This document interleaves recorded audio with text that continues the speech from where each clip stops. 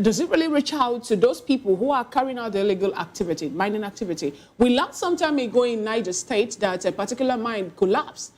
And then the government came up to tell Nigerians, we're going to do something. We want to make sure that we rescue all the people. And up until today, people that happen to be, or persons that were affected by that particular mining collapse are yet, I don't think that we were able to rescue all of them to start with, let alone compensating the people who actually suffered from the mine collapse. Now, apart from the walking on the roads, giving employment and all that, using heavy-duty equipment to mine causes tremor that affect the lives of people who are living within that community. Are we also factoring all those things in? Are we looking at the health implication of the people or of the host communities? What actually are we going to do? Because not just about saying we have to find a way to create employment, do this, do the other one, have a wonderful relationship with the host community. What are those things? We need to paint them down the way it should be. Honestly, I think you've raised... We need to paint them down the way it should be. You've pointed to some very salient points there.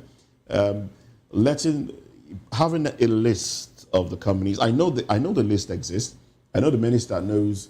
He knows those that are doing mining in Nigeria. Are you sure? It's not the way I hear. He knows. He knows. Okay, he knows. Yes, he knows. But we know that. We've also heard some people say there are military, retired generals involved. Oh, okay. We've heard things like that. And then he talked about the northern part of Nigeria. Now, we know, we've heard, we have researched, and discovered that more often than not, when you see kidnappings take place, you see people being taken in their numbers, like 200 people, 150 people, taken away by kidnappers, bandits, and the rest of them. These people are taken into the mines. Mines, exactly. Yes. To go and they keep them for like 3-4 months. It's slave labor. Slave labor. Apart from being slave labor. That's not the community benefiting. That's not the community. that is the and community when they keep them for like 3-4 months, by then they already would have died. Some would have died. Out of stress. They look emaciated push and them all out, of that. and they free them. fresh. They free them. Yeah. Now they come back and take another set of people. That's what happens. So now the issue now is, can the minister ensure that in those areas this law is regulated properly? Exactly my point when I said that the minister should put his feet down, because in those areas, it's not enough to come out and tell us like, indeed, okay, yes, this is what absolutely. Are we able to enforce all of those regulations? That is just it. Are we able to enforce If we can enforce them, then that shows you're on good or right trajectory. That's just it. Now, away from that, if we're to be Moses said the producer of this particular show, he's a sports lover. Yeah, I know, right? But today, we have to actually digress a little from what has to do with, still is politics, though. But this time around, we're looking at FIFA launching disciplinary proceedings against the South African Football Association after Bafana fielded a midfielder, Teboho Mokena, in their 2-0 win over Lesotho, despite him being suspended for accumulating 2 yellow cards in earlier matches. The error may lead to South Africa forfeiting the match with a 3-0 loss, and they could also lose all their 3 points, which would dramatically alter the standing in Group C of the 2026 World Cup qualifiers. If the sanction goes ahead, Nigeria Super Eagles, currently chasing South Africa in a group, will move closer to the top spot, depending on upcoming results anyway. But the situation has sparked uproar among South Africa fans and officials who admit it was a mistake, but argue that FIFA is being slow to act. Meanwhile, opponents and soccer fans across Africa are watching closely, knowing that this could be the turning point that swings who qualifies for the global stage or not. When I saw this, it was since yesterday actually that this particular disciplinary action, permutation about what is going to happen actually been going on. And I was like, okay, if you had to take these 3 points from South Africa now, what will it benefit Nigeria? They say we'll come up close. Look at the gap, 11 points. We not go feel rich there, sorry to say, yes. And my pain is this, why is it that Lesotho, that happened to be the people that Bafana played this game with, they were not the ones complaining? Why is it that Nigeria is by Igwe, NFF, they were the ones that are talking about this particular thing? And they are the ones championing it all the time. I don't think it's complaining. It's celebration, actually. Oh. It's more celebratory. Like, okay, it's if this happens, then we know we we stand a chance. Which chance now? We stand a chance. But the fact of the matter is, we should be ashamed of ourselves. I like the word. I like the word. I like the word. You're looking for 3 points for you to come up. When we should have secured our place. A win, a clear win. A clear win. We were busy, undecided on what to do. Now we are doing what they call kalu kalu. We are hopeful that if this pans this way, other people's luck, if it pans this way, in fact, not their luck, their hard work, with other people's hard work, But then capitalizing on their mistake as well. But I don't think that's a mistake. I'm so sorry to say, but I don't think that was a mistake. No, it wasn't a How can you tell me that Mokena 2 yellow cards? He's a strong guy for Bafana, and he was featured in that match. They forgot. Anyway, They did not forget ignorance anything. of the law is not an excuse. When I saw this story, and I remember the Lord Tugod Marshall, the first U.S. Black Supreme Court judge, actually of Congolese origin, originally from Congo, Tugod Marshall. He said something. He said, okay, you want to include yourself by excluding others. That is what Nigerians are trying to do. They want to include themselves by excluding South Africa. I think I aligned my thoughts with Moses. Because Moses said, when you should have worked hard enough to secure a firm place, we didn't do that. In fact, the last match we had with South Africa, Nigeria, and someone said that Nigeria scored 2 goals. And I said, how? Yes, they said they scored 1 for South Africa and 1 for Nigeria. And in all of that, now you are looking for, a loophole, to exclude someone so that you can include yourself. Well, like Fina said, it's all about the politics of sports too. And there's no place that we don't play politics. Now we see the politics of sports. And South Africa is saying, no, it was a mistake. What kind of mistake would that be? If FIFA is to take away the 3 points, where do you think Nigeria will be on that table? We have other matches that you go higher. Go higher. Why is it that Lesotho is not complaining? Why is it that it's Nigeria? Maybe they don't know. We haven't. How can you say they don't Maybe know? they don't know. I think the reason is this: they know if they need to talk about it next time, if they are to have, Lesotho does not have a FIFA standard pitch stadium for them to host, football match and all that. So if they are to complain, then that shows South Africa will not come to the aid another time. That's what I actually think to be. So I think maybe that's other places. Where? Let's move away. Let's move away from these conversations. Let's quickly run to the papers now. Let's look at the headlines. Let's see what the papers have for us this morning. From the Guardian newspaper, the window headlines are: investors avoid places where politicians control judiciary, says Jonathan. BOI secures adaptation funds mandate to drive Nigeria's climate action. NAS withdraws contract circulars as 23.9 trillion naira capital budget rolls into 2026. All right. And also the big story, brain drain, exhausted doctors, long wait times, test public hospitals' care capacity. And we also have group raises alarm over massive data breach in Nigeria. FG unveils innovative loan scheme for retirees. Suspense. Dissolution as Fubara fails to show up after emergency rule ends. UBA delivers 335 billion naira PAT, 1.6 trillion naira gross earnings. And then Osun PDP wants suspicious letters on LG funds case probed. You'll find those letters on the cover pages of some of the papers like the Punch newspaper and the rest. But those are the headlines on the cover page of The Guardian. Up next is the Vanguard newspaper with the banner headlines to be Rivers. Assembly resumes seat and Fubara fails to show up. Right after that story, House urges Fubara to forward commissioner's list. Appropriation bill asks governor to probe Iba's expenditure. Massive crowd leave in disappointment after waiting 12 hours. I have spoken to Fubara. He assures he will resume. That's coming from Wike. AIDS. State again. Tinubu playing God in Rivers ADC. Atiku Obi, others speaks. All right, says that Tinubu's mandate to achieve caution against crippling the state again.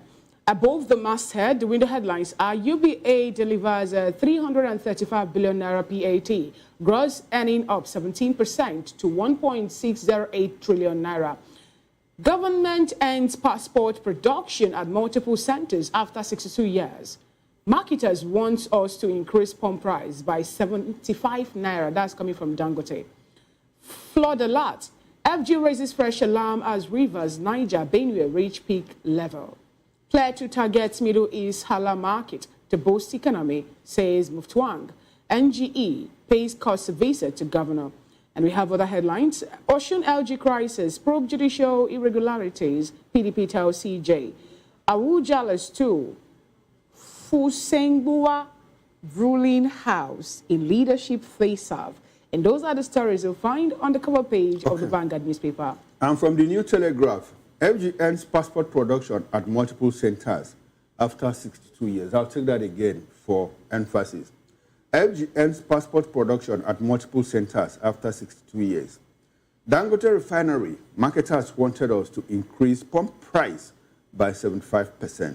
And on the window headlines, 2025 budget, NAS seeks withdrawal of contractors' circulars, extends 23.19 trillion naira capital component to 2026. Here we go again, another extension to 2026. Wike to DSS, allow demonstrations, says he's building Abuja roads for Nigerians. Banana Island, Lekki, Ikoyi hit as Lagos halts land reclamation projects. Shomolu seeks deeper ties with UAE. Davido is only Nigerian artist on Coachella 2026 lineup. Now the big story.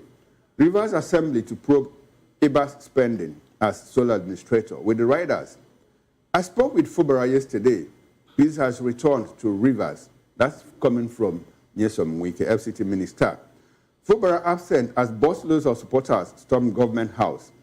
Rivers emergency rule will hurt Nigeria's democracy for long. Obi. Tinubu arrogated power of constitution to himself, ADC, as Pandev hails restoration of democracy. Research, Uni Abuja moves to tackle sickle cell with homegrown expertise. Nigeria's healthcare future at risk without medical specialists. Minister, UBA strengthens investor appeal with 335 billion naira profit. Now, most stories from the New Telegraph. Insecurity, NEC declines deliberation on state police. Endorses Naseni's solar irrigation pumps. Puts ECA at $535.8 million. World Cup qualifiers. Hope rises for Eagles as FIFA begins Bafana probe over ineligible player. Zimbabwe moves clash away from South Africa. Nigeria ready to host Africa's first Commonwealth Games in 2030. That's coming from Tinubu. And the bottom strip. Cannabis use may increase risk of diabetes, according to a study. Well, that's how far we can go on newspaper headlines this morning. And we'll go for a short break. And now, when we return, state of emergency, Rivers Assembly to probe expenditure under EBAS as 8th stage protest. Join us again. We'll be right back.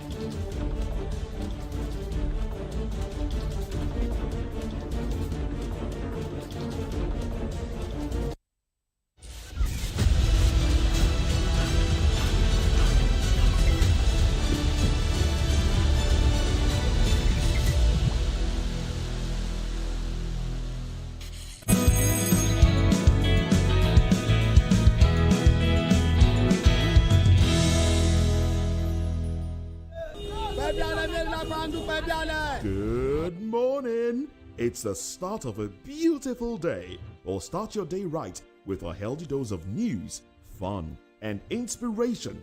Join us on VOP this morning for the latest news, trending topics, and uplifting stories to set your day on the right vibe. From news and current events to lifestyle and entertainment, you are covered. VOP This Morning, 8 a.m., Monday through Friday.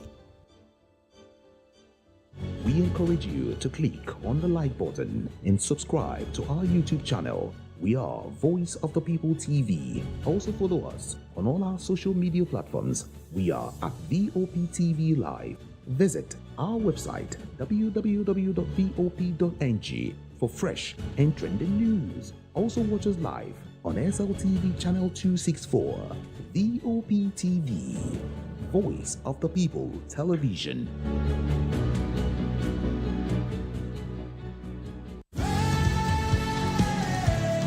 Ever wonder what inspires your favorite gospel artists? Explore and discover the rich heritage of continental gospel music and how this transformative journey has evolved and shaped cultures around the world as we dig deep into archival treasures.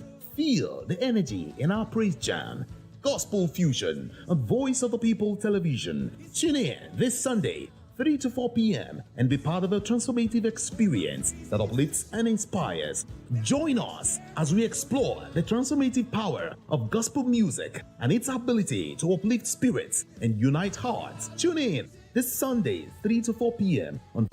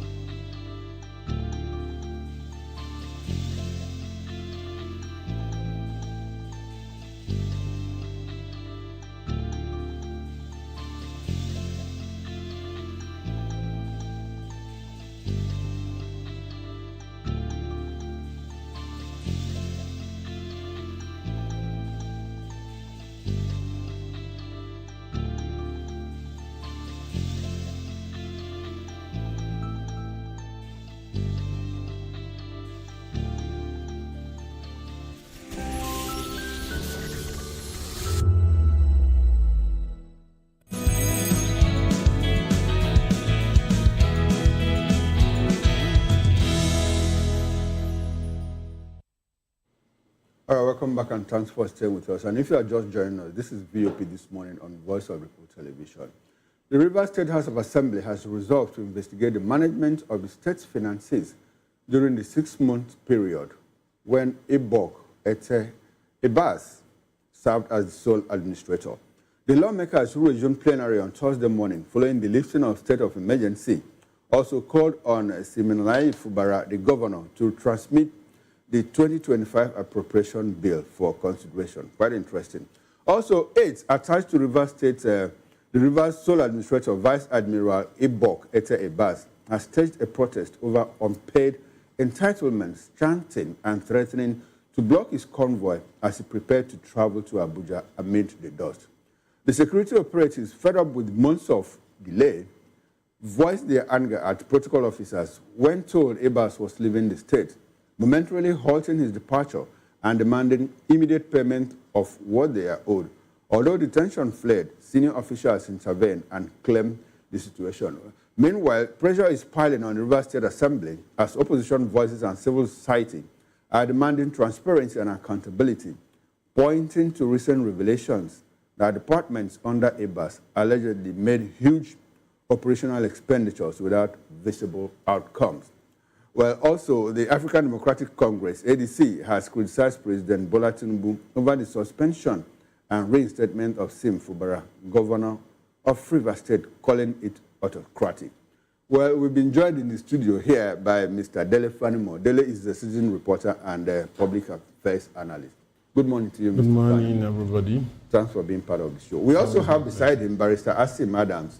Barrister Asim Adams is a lawyer and social political affairs commentator. He was the spokesperson to the Beatrice Utubo/Peter Obi campaign organization 2023 in Rivers State. Good morning to you, Barrister Asim Adams. Yeah, good morning to you. Port Harcourt boy. I always call you Port Harcourt boy. Port Harcourt boy, yes. Good to have you on the show. Yes, sir. a pleasure always. And we'll be joined virtually by Dr. Moshood Wasiu Abiola. He's a public and political affairs analyst. And from our Benin outstation, we'll have Comrade Destiny Enabolele join us. He was a former executive chairman of the Southwest Local Government Area. And he was also a member of the State House of Assembly, former president of Conference of Non-Governmental Organizations, human rights activist, advocate, and political affairs analyst. Good morning to you, Comrade Destiny Enabolele. Hello, Comrade, good morning. Okay, he'll be part of the show. Now, let's come back to the studio where we have this gentleman. Barrister, let me start with you. Before I get into my question, okay, the newspapers have already confirmed it, but what do you know? I had a guest on my show, Political Lens, in the evening of yesterday, and he said as at 4 p.m. yesterday, Sim Fubara had not shown up, even when Abbas was ready to hand over documents and all of that to him. And the papers carried it this morning, and it's yet to appear. What do you know? What's going on in Port Harcourt? Give us a broad reaction of what is going on in Port Harcourt now, what you understand, before we get into the specifics of it all. Yeah, the situation in Rivers State is the same, that Sim has not, he didn't even show publicly, come out publicly yesterday. Okay. Even when, so-called supporters flooded the streets and they were jubilating, he did not even come out to make a speech or to even address anybody. You understand? So, but the position of a governor is not vacant. He is a governor of Rivers State. Okay. And now he was suspended, but now he has been reinstated. Yes. Oh, go ahead. Okay, he has been reinstated. So it behoves on him to, come back and do his duties. The second one is that, well, handing over or not handing over, I believe that handing over must not always be ceremonial. Okay. The handover itself is leaving your books or whatever the past administration transiting. They just leave their books and the other can step in. Now, you remember even when was it Trump? During the inauguration of Joe Biden. When he won him. He was not there. Okay. So he was not physically present in the inauguration or the swearing of Joe Biden. Okay. But there was handover. There was handover. Okay, so at this point, you don't sense that I don't see anything. Trouble, that I don't see people. You see the problem we have in Rivers State. Let me be open. Let me tell you what. A lot of people want problem in Rivers State. Many of them do not want Rivers to have peace. There are Philistine carpetbaggers that have been stoking, this fire. Okay. So that Rivers State begin to boil. That is where you find that a lot of them make a lot of money. Let me give you for an example.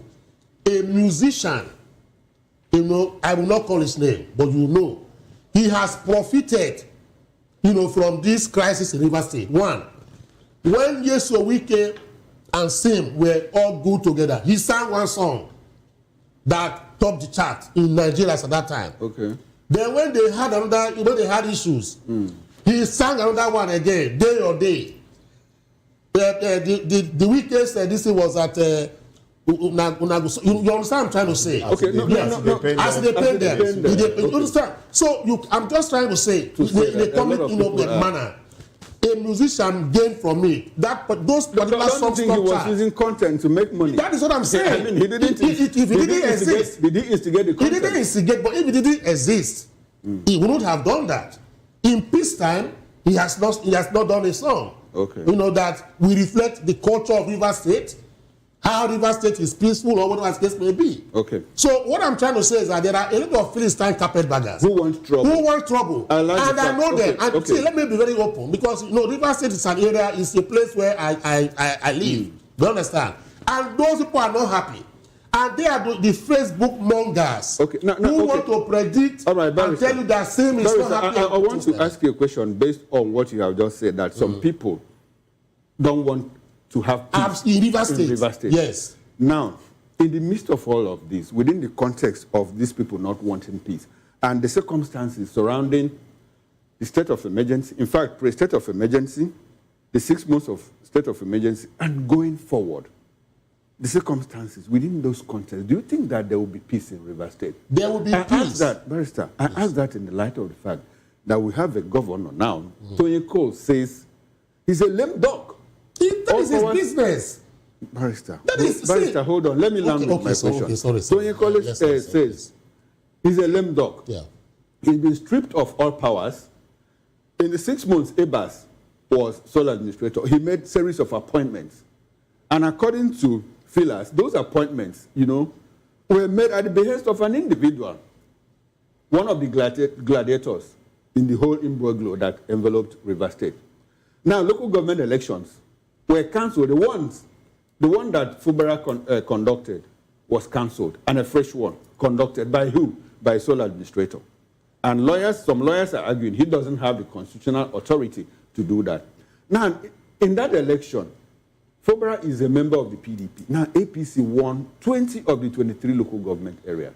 If you understand how states and local governments operate, now he is operating as a PDP governor with 20 APC members. House of Assembly, all of them are PDP in spirit with him, but APC.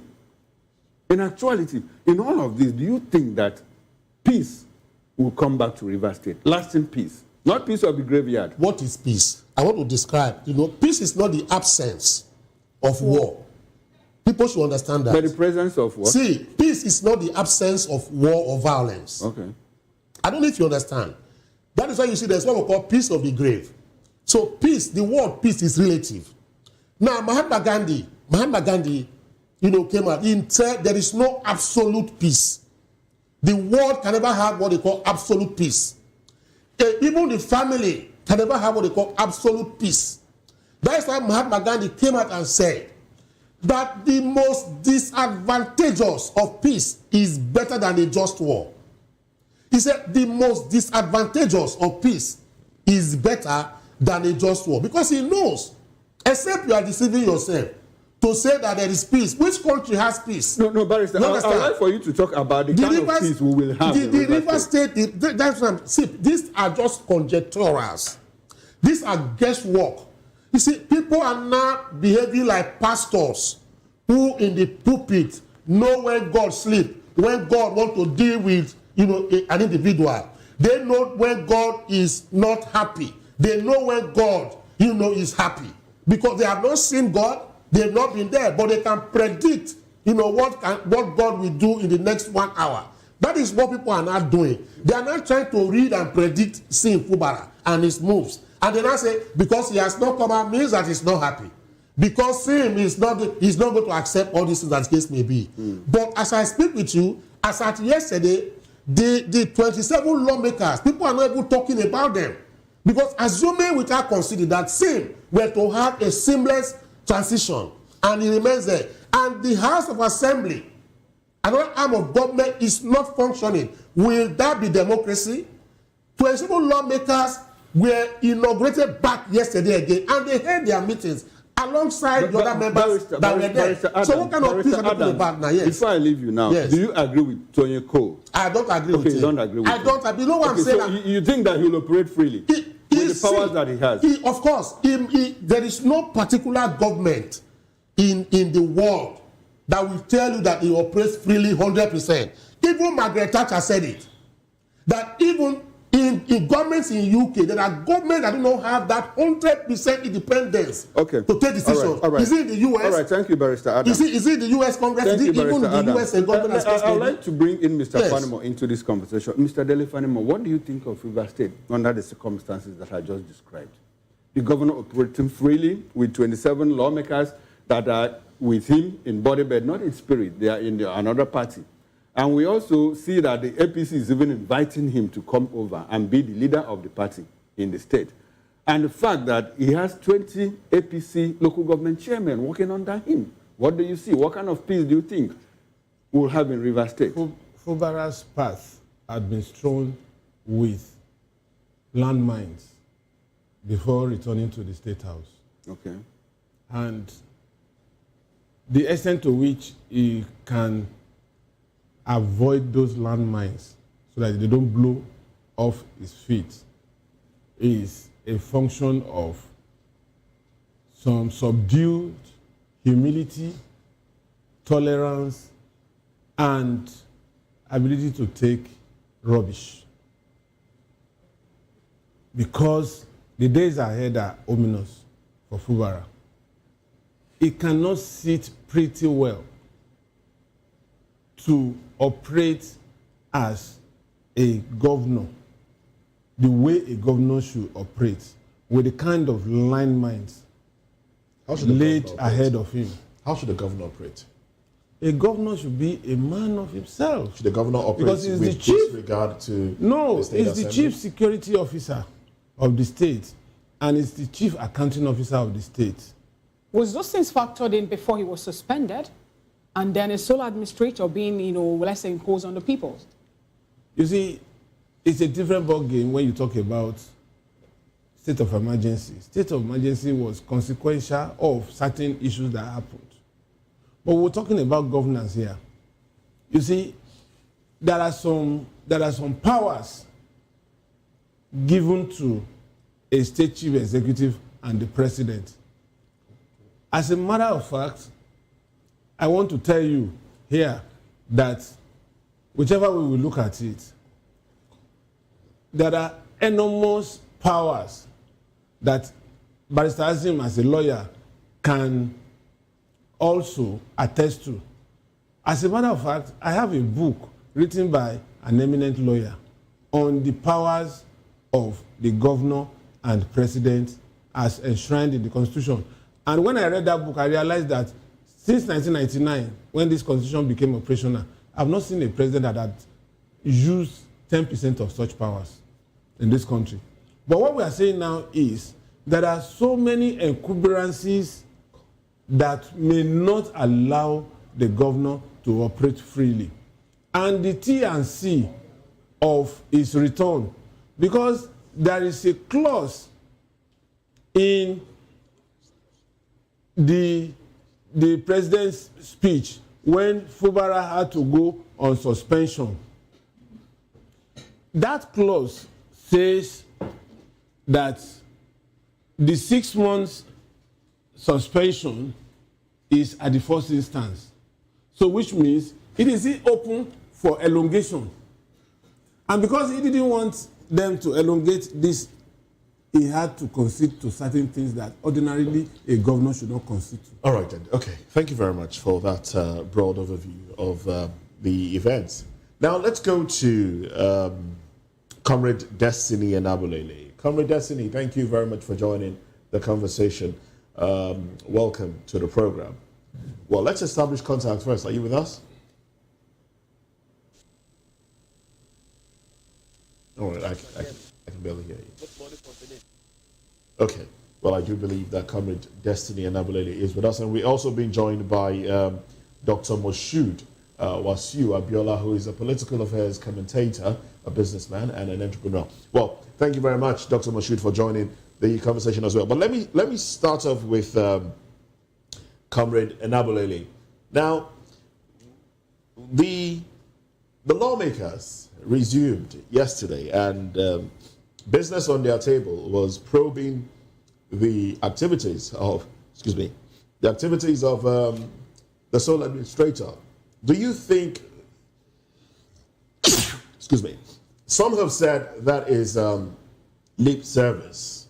Some have said, what do you think about that, really?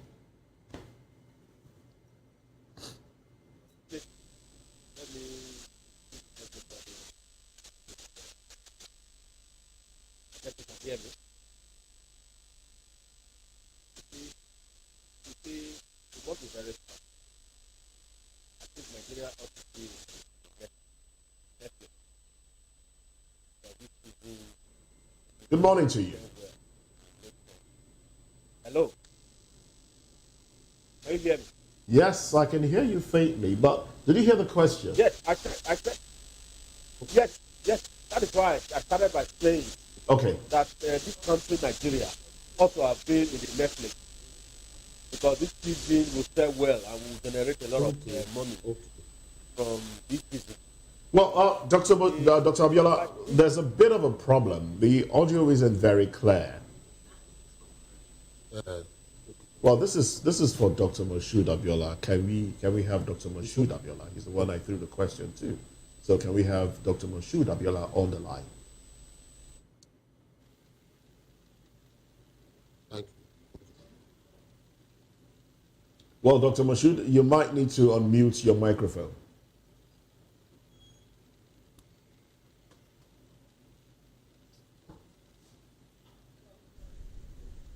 Okay. I'm here. Good to I can hear you. Good to have you. Good to have you. If you heard the question, All right. I would like for you to just go right ahead into it. regarding Rivers' return to democracy. Well, that's the broad overview of the discussion we are having. But the question directly is that the lawmakers, when they resumed yesterday, they did say that they were going to probe the activities, the spending of the sole administrator. And I'm asking, do you think that's lip service? Do you think that's something that they can? No, I don't think it is lip service. For every do you think it's something they can and should do? That is what I expect. Okay. That is what I expect. A good house that represents its people should be concerned about what happened the last 6 months. Because whatever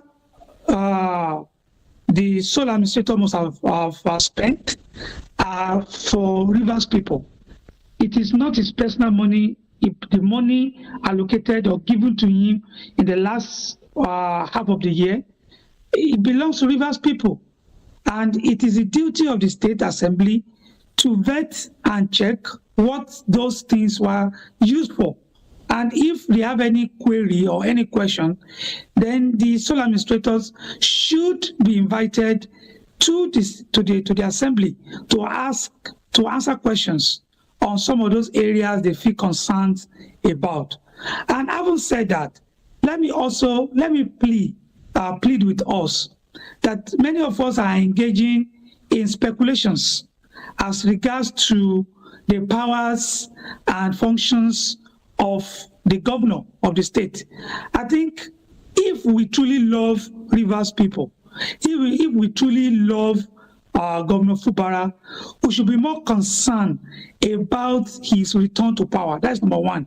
And also, why are we so much in a hurry to judge or to decide on what he will do and what he will not do, or the powers that he has and the power that he will not have? These are speculations. What's been happening? Nigerians have been paying attention to what's been happening in Rivers State, and the 6 months, suspension of the governor elapsed. The governor was supposed to come back, and Nigerians are looking to see what would happen. Some Nigerians, in fact, Toye Cole, like it's been said on this table, it's been reiterated on this table, that he said the governor is now a lame duck. The governor basically cannot do anything. He will be tossed around by the assembly members and by every other person involved. Is it too much for Nigeria? Is it too much for the people to expect, a firm governor, something firm from the governor? Is it too much? It's not too much, but let also be careful of some of these commentators that are leading our opinion on this matter. Toye Cole is an interested party.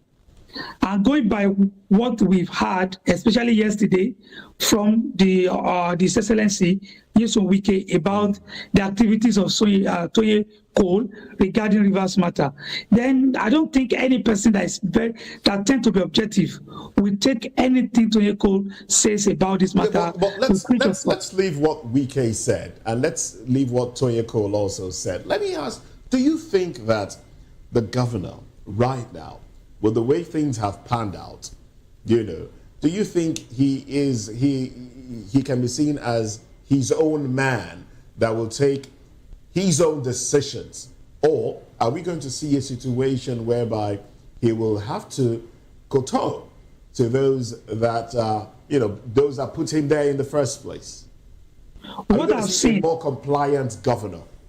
What I've seen that is very clear from what has happened the last 6 months is that we are going to see a governor that is more conciliatory. Yes, we are going to see a governor that is more conciliatory, that is more like a team player kind of.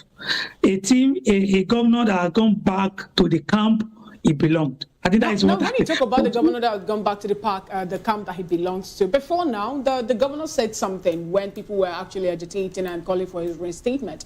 He said, "Who told you that I'm still interested, in that seat to start with?" And then he said, "Please don't fight for me. I just want peace to be in River State, and all I'm doing actually is for the betterment of the people. Now, when you say that you're going to see a governor who will go back to the camp that made him or the camp that, are we going to see him now throw away all the support that the people have given to him, because he is now working with people according to what he made Nigerians to understand? He's more of people oriented at this point in time than the seat or the position of the #1 person in River State. What we are going to see is a governor that has, let's not forget that governor has disbanded all the SIM groups, all the simplified groups. That is what they are called, simplified groups. He has disbanded all of them. So there's nothing like simplified group in River State as of today. He has told all the simplified groups in fact, he has dissolved all.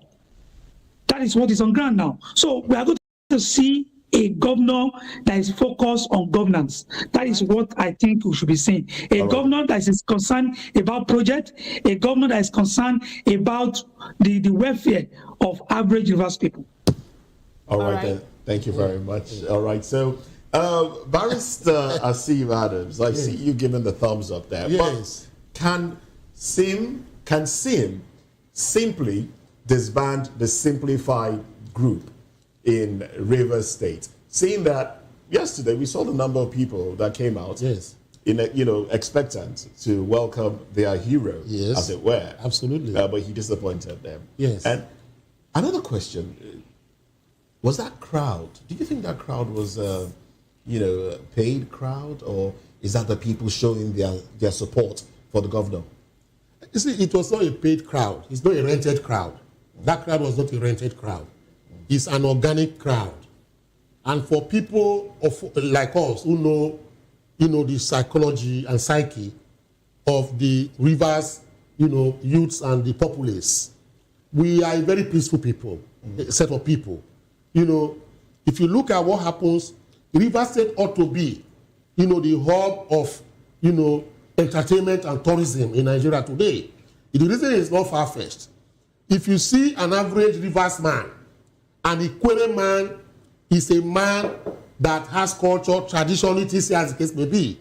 He loves, accommodating others. The same thing with the Calabaris, as the case may be. So Rivers people are very peace-loving people, and they are very placid in their mode of, doing things of that nature. So it was an organic crowd. Now the problem we are having is this. I want to first of all thank, I think Moshood, my colleague on the other side, on the visual side. He spoke my mind. He said everything that I would have said now. That because you have this kind of, predictions and prophecies surrounding, the coming back of Saint Fubara, does not mean that is what he wants to do. For instance, Saint Fubara was not forced when during the burial ceremony of E.K. Clark, he went on air and told those people who have been causing problems between him and the other group, even made them and say, please, don't go and misquote me, so that the people will not think that maybe I am still, fanning the embers of troubles. Don't go and misquote me. Say so, and on that particular occasion, he disbanded, the simplified group, and even went further to tell them that right now they have to let things go low, and that it has been disbanded, that all of them should go back and support him to support this new peace initiative. He did that quite obviously. Now, if you go around the whole of River State, people like Ihunwo, Tijoke Ihunwo, these are henchmen. I've not heard from them. Edison here, chief of staff to SIM, we have not heard anything from them. So the simplified group, and these were the people who were the purveyors and the pillars of the simplified group. So the simplified group has been, dissolved. Maybe they can regroup. I don't know whether it's going to be at the instance of a Saint Fubara, as the case may be. So let peace reign in Rivers State. That is what we are asking people to do. And we believe that peace will reign. No matter how they predict all this, Holocaust or whatever that's going to happen next. Okay, all right. Yes. Coming from a Port Harcourt boy. Yes. Interesting one. Thank you. Okay, so but very quickly, let's look at the cases, the court cases against the local government elections. If you want to, just preempt, can you give us an idea of how you think that will go? Because there are about 9 cases against, and then also the cases against the state of emergency. We have about 40 cases were filed against the state of emergency. When the courts finally sit and determine that the state of emergency was illegal, what would happen to everything that's been done so far? If the court says that the state of emergency as declared, by the president was illegal, it means that all activities that were done under that state of emergency are of no consequence, of no moment. Which includes the local government elections. Which includes the local government election. That is the interpretation. How then do we retrieve the billions direct. that have already been spent? Good. Let me give you for an example. Nigeria is a country that dwell on things of that nature. Section 136, Section 138 of the Electoral Act, your Electoral Act that you practice, that is in force right now in Nigeria, says that the moment, I'm just trying to encapsulate, that the moment a governor, the moment a president, the moment a local government chairman is sworn in under the Act, maybe an election was conducted, and he has been sworn in, then there are election tribunals that will not take him out maybe in the next 1 year, after spending 1 year in office or 4 years. If a governor is removed, that he cannot be held accountable for the funds he appropriated during that 1 year period that he was in office. Electoral Act. It is an Electoral Act. Okay. I have written copiously on this, so when people begin to ask questions to ask, what happens to this? It's a norm, and which is something that we need to put right in Nigeria. But not bringing it. Excuse me, sir. Okay. It's important that we ask these questions. Yes. We ask this question. You have made clarification. Yes. Because I'm about to ask you another question. Yes, now, absolutely. Yes. Which is, if the courts eventually declare the state of emergency illegal and unconstitutional, is Fubara going to take back his 6 months? It's not going to take. That is what we are saying. It becomes a consumer problem. Because if you want to say that he has to take his 6 months, it is either the court now extend his tenure, and if the court now, for instance, extend his tenure, it then means that the political, trajectory or space in Rivers State has been distorted or dislocated. Like in some states. Like in some states. Okay. You understand? Like in Anambra, in the case of Anambra, you knew that P2B, for instance, was ousted by way of impeachment. But somehow, he went to court and he came back and he completed his 4 years, making an elongation of his tenure possible. That is why Anambra will not do an election, one of that states in Nigeria. We have other states, Ekiti, Ondo, and all of that. So there might be distortions. If it does happen in Rivers State, the only particular institution that can make such pronouncement is not even the INEC. It is the judiciary, the judicature.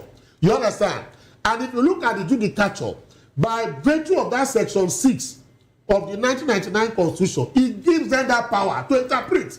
So if we have people in the judicature that are bold and they want to say, let the law take its course, they can decide to make judgment or ruling in that particular situation. But until and unless that is done, everything remains the way it is. I have said this before. Let me put it succinctly, quickly, before I round up.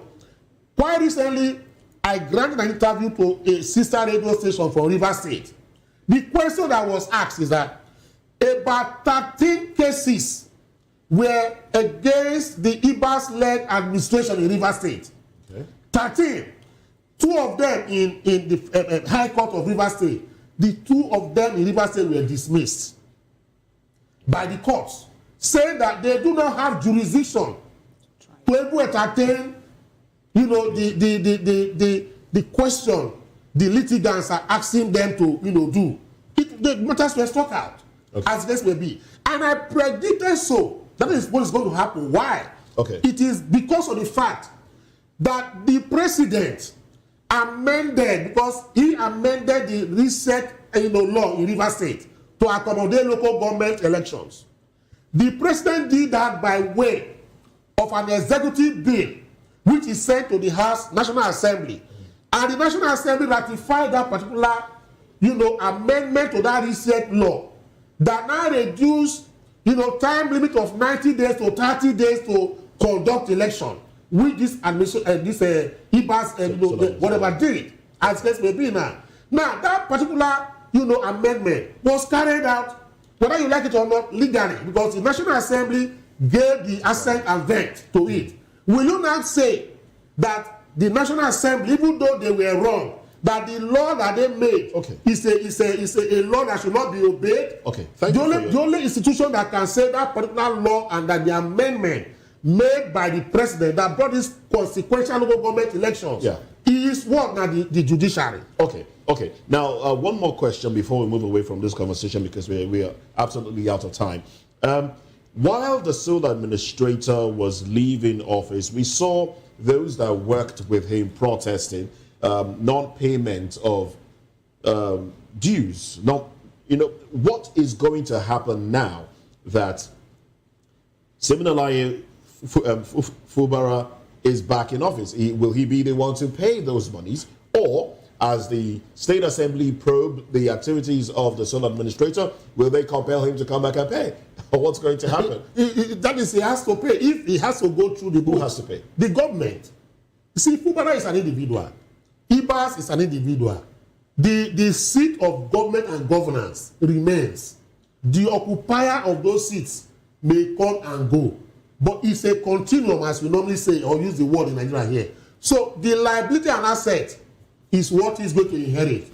But that is why I love what the House of Assembly, the statement they made yesterday, that they want to profile and investigate, coming short of saying they are going to probe. Do you think that can be done effectively? IBAS administration. Do you think that can be done effectively? They have the function. It is one of their oversight function. If you go to our constitution, the legislature has the right to oversight the governor. They have the right also to oversight IBAS. Even as it is, being that the National Assembly was the fulcrum on which lawmaking, rested during the 6 months period of emergency. All right then. The National Assembly also have the right, as it is. In fact, they are doing it right now. They already called in to come and explain the 1.4 trillion that it presumably said is spent during the 6 months period. It's before them, so they have the right to probe him. And if he's found wanting, send his name to EFCC to investigate him and prosecute him. Prosecute him? Yes, indeed. And I mean, there's a lot of questions to ask. Absolutely, yes. How that will now exonerate the president that put him there in the first place, whose orders he was carrying out. I don't know if you can answer that in one word. The president at this point in time. Yeah. The president at this point in time, acted, within the confines of the constitution, even though there was. So if the sole administrator is found wanted, it doesn't affect the president. It doesn't affect him, as the case may be. It doesn't affect. So the sole admin has to, carry his cross, as we normally use the word here. He will be the one to be probed. All right then. Thank you very much, Barrister Asim Adams. So let's dive into another conversation. Peter Obi slams political elites as INEC ignores state police solution amid the wave of insecurity. Let's talk as NEC, I beg your pardon, the National Executive Council, NEC, ignores state police solution amid a wave of insecurity. You wonder what INEC is doing with state police anyway. Anyway, let's have this conversation. Join us again.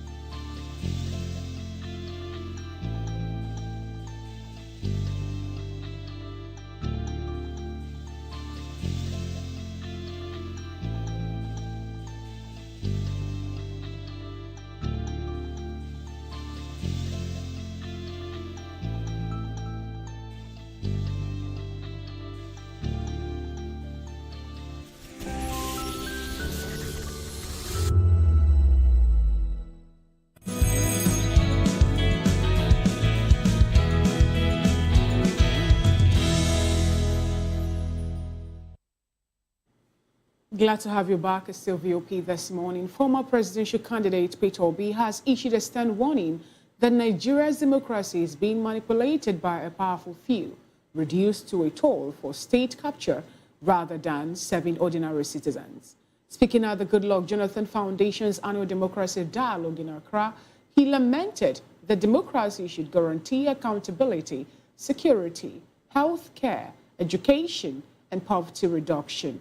But in Nigeria, it has strayed far from these core values.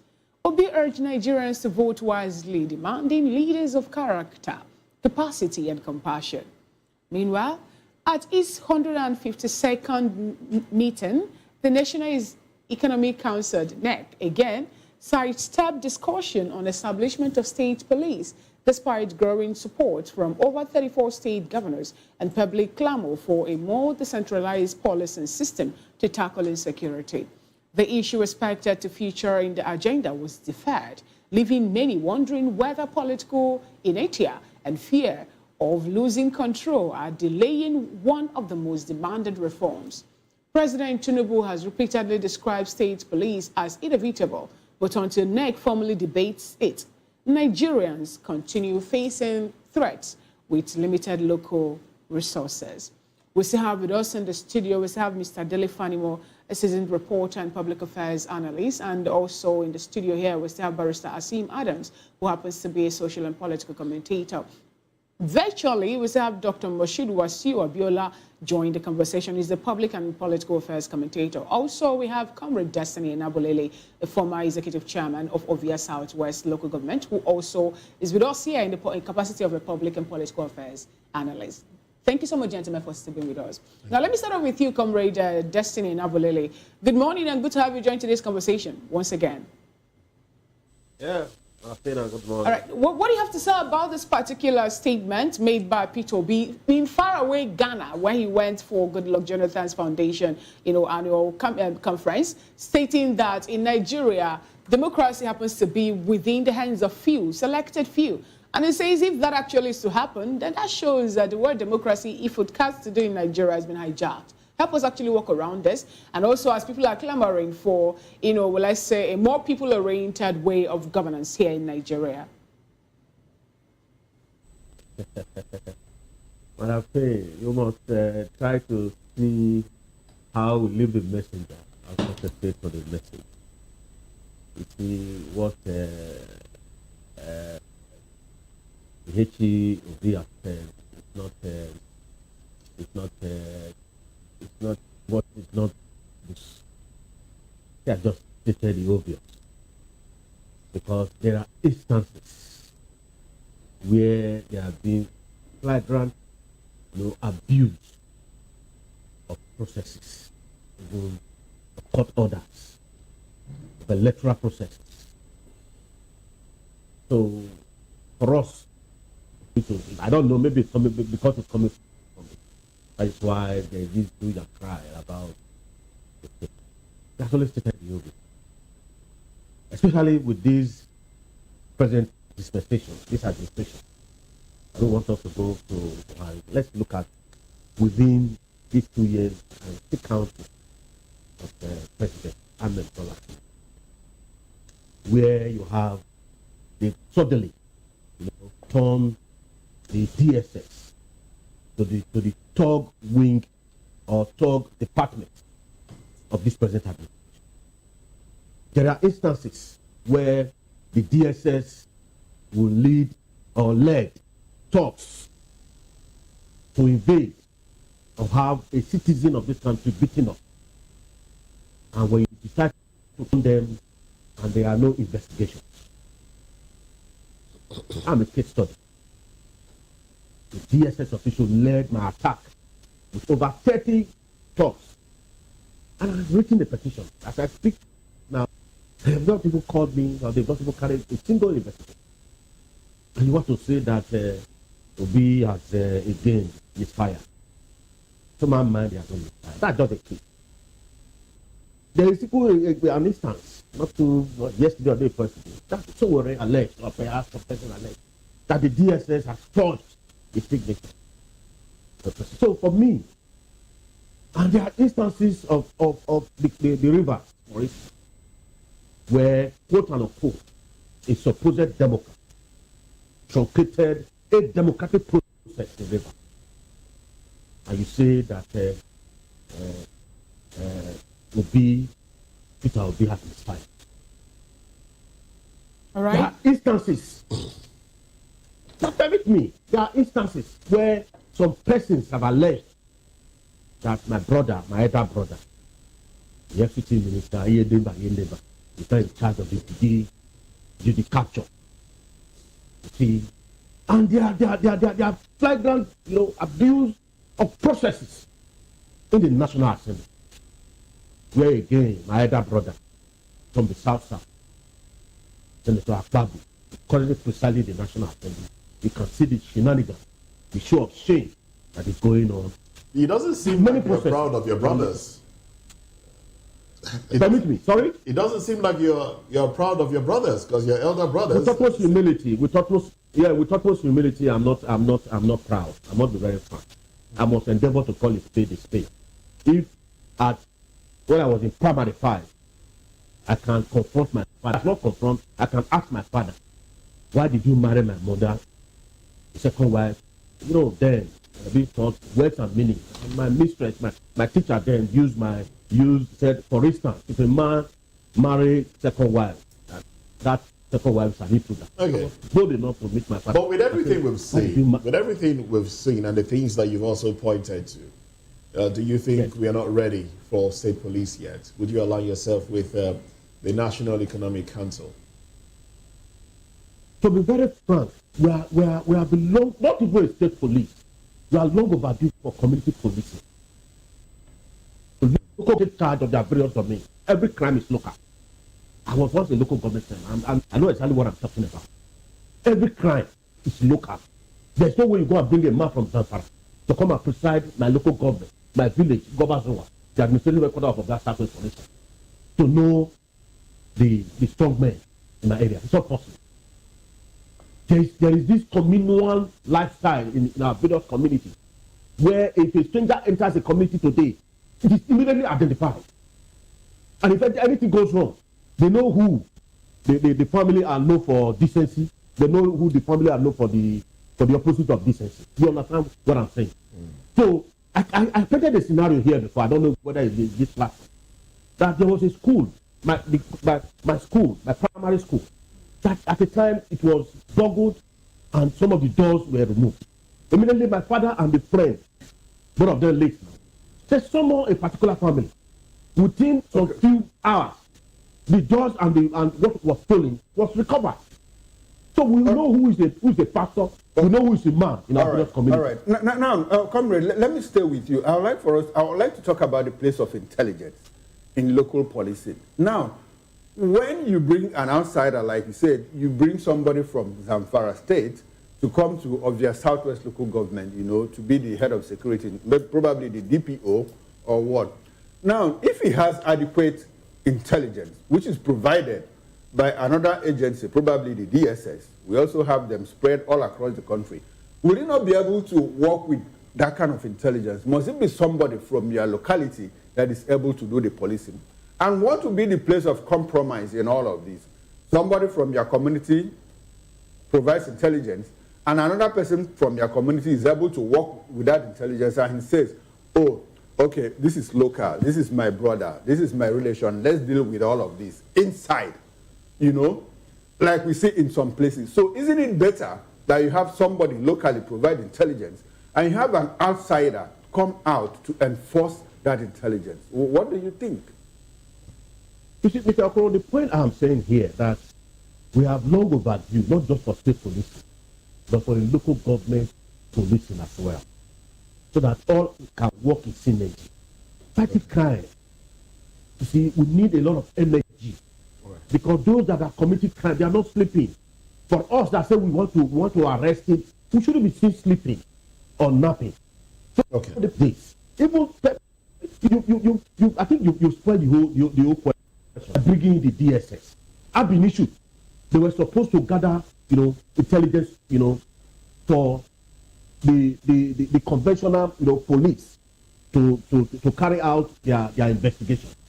But as we speak in this country, the DSS have been saddled with contracts, and they are neck deep. They are neck deep in the Nigerian politics. Therefore, the intent and purpose of setting up the DSS have since been abandoned. All right. Oh well, that's how you feel. But thank you very much, Comrade Destiny and Abulele. Now let's go to Dr. Abiola. Dr. Moshood, let's have your thoughts on this. Once again, Nigerians are saying it doesn't seem like the National Economic Council want to, give their support to the issue of state policing. And Nigerians are troubled. What are your thoughts? Well, it is quite unfortunate that NEC is rejecting the idea of state police, and I'm not surprised that this is coming, because perhaps the rejection for this is out of fear. Okay, you think it's rejection because they haven't said no state policing. All they've done is let's talk about it later, basically stepping it down. Would you call that rejection? It's a fear. It's a fear. I know, judging from what we have, the feelers that we have got so far about the state police, is about the fear that comes with the state police, especially in the hands of the chief executives of the states. Okay. I mean, the governors.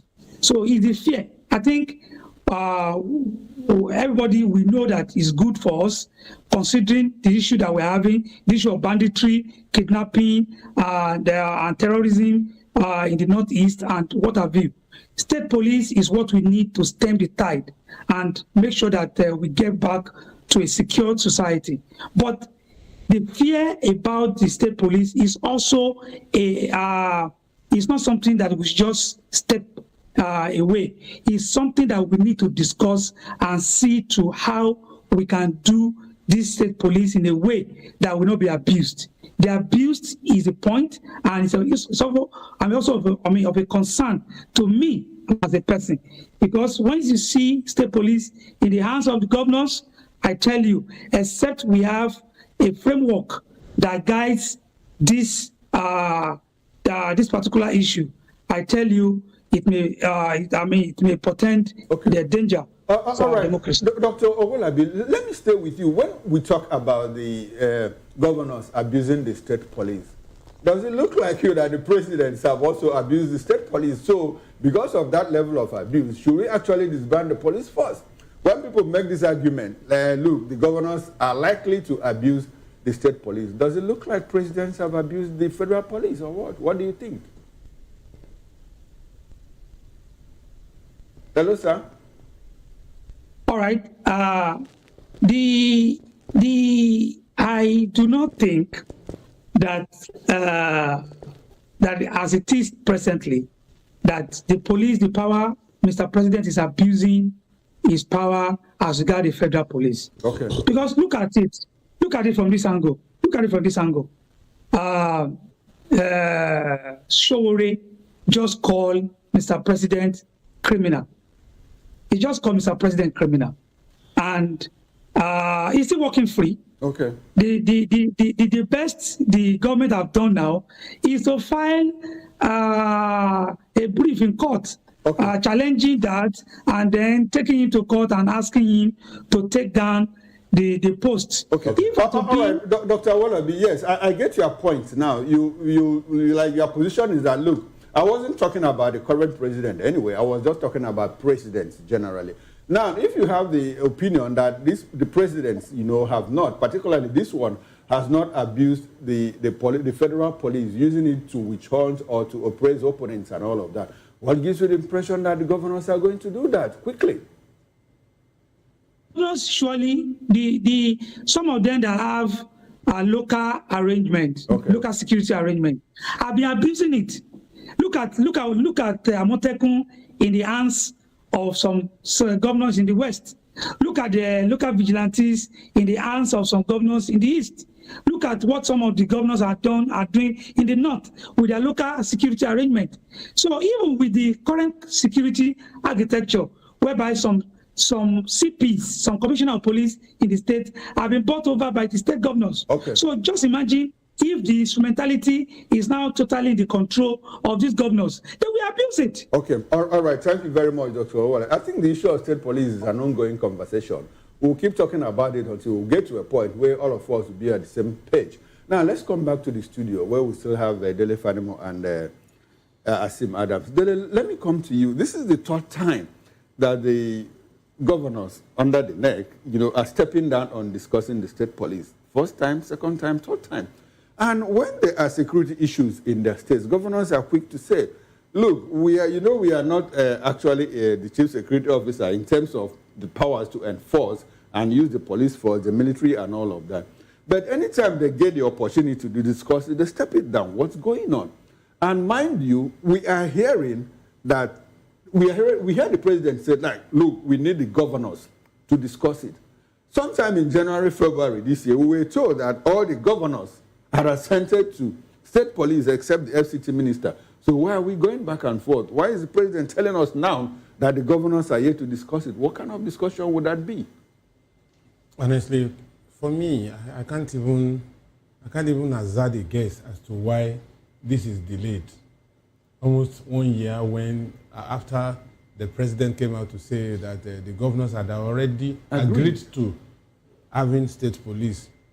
Well, for me, the much I can say about this is the fact that maybe there is a political reading to it. And sometimes we downplay growth and development and play up politics. I can't imagine a governor who will call a state commissioner of police or a brigade commander in the state or the director of DSS, and the director of DSS says, I have to get orders from Abuja at the headquarters before I can move.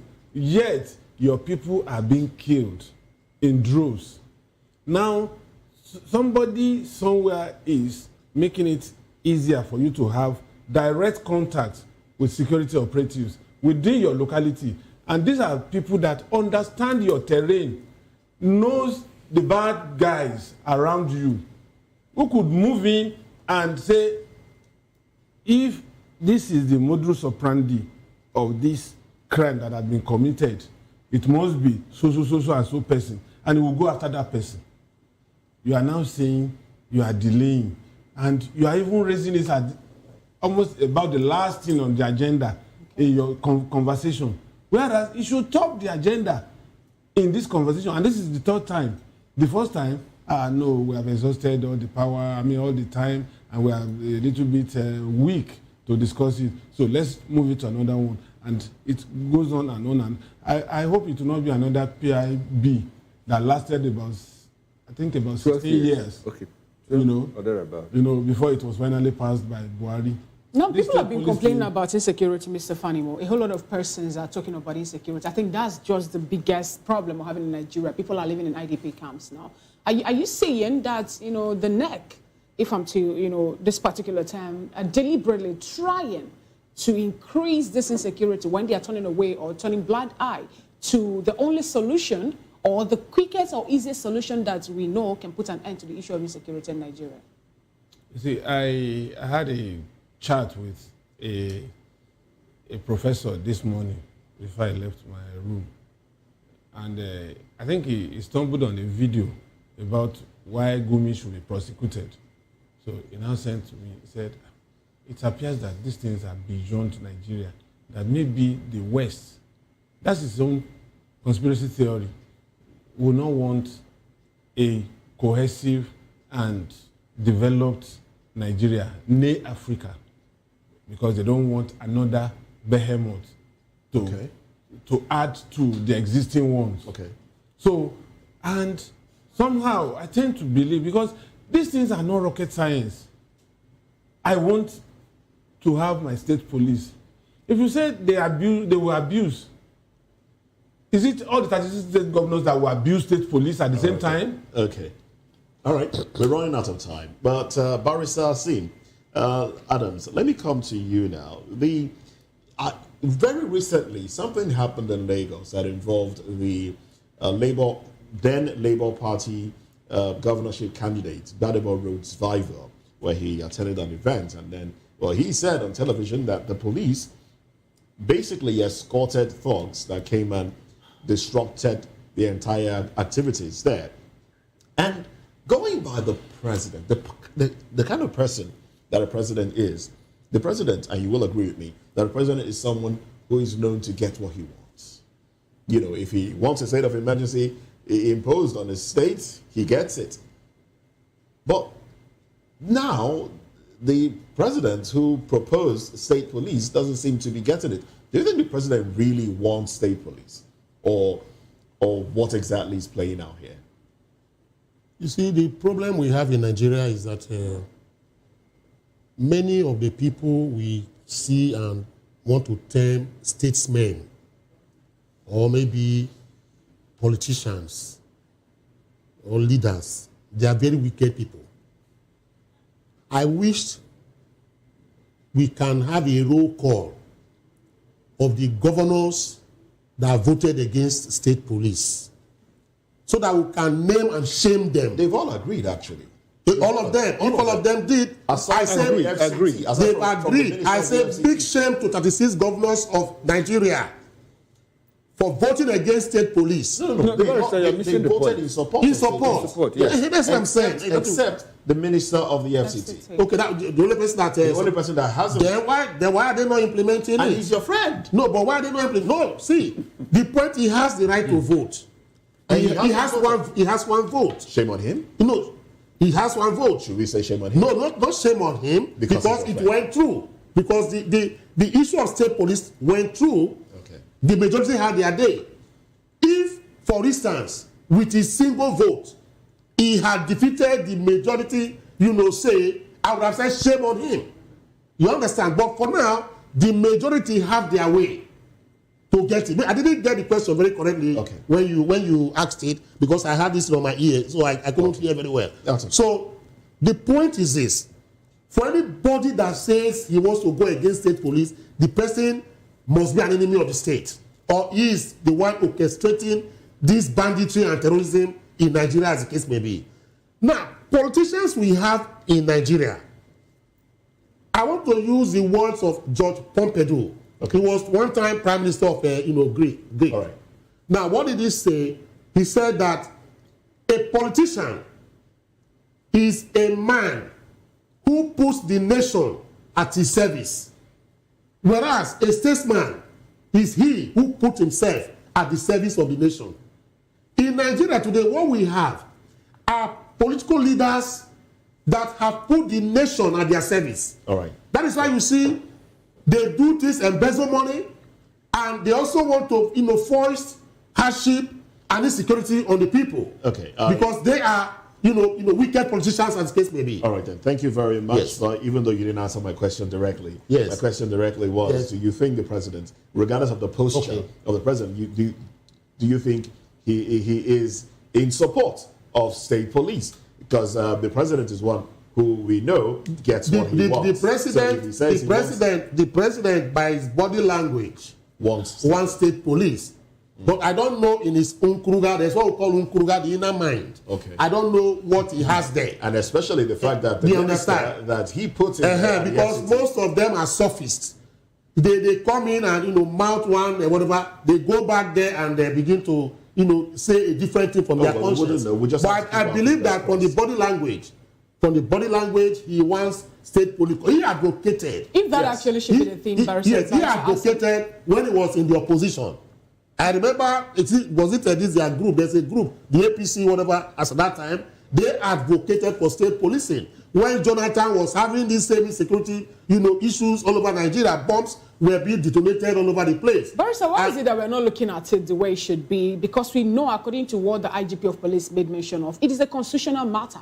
It is not what people can just sit down and say we are going to do. So why is it that they're not going to run about this state policing with the National Assembly? Why deliberate on it the way they are doing? Do you know? Recall that this was actually exactly the same thing that happened with the autonomous or the autonomy of the local government. Do you know why it is difficult? Why people, you see, the president was able to take a bill before the National Assembly and within 24 hours it was passed. Because he had an interest in that particular whatever, and people had interest in that particular bill that was passed within 24 hours. But in this case, there are people who are benefiting from insecurity. Either they are supplying arms to the bandits, or they are supplying foods to the bandits, or supplying aids to the bandits. So they don't want a state police issue to come in. The same thing with the power generation, whatever in Nigeria today. Those who are into solar, whatever as case may be, would not want us to have, electricity in our national grid. So that they can mobilize and sell their products very well. Well, thank you very much. So these are things that, so there are people, there's a cabal behind all these things in Nigeria here. Cabal comes up again. Well, thank you very much, Barrister Asim Adams. Now let's get to our final conversation for VOP this morning. Industrial Court holds the Peng, Dapman, and Dangote lock horns over 1.5 trillion naira claim. Let's talk about this when we come back. Join us again.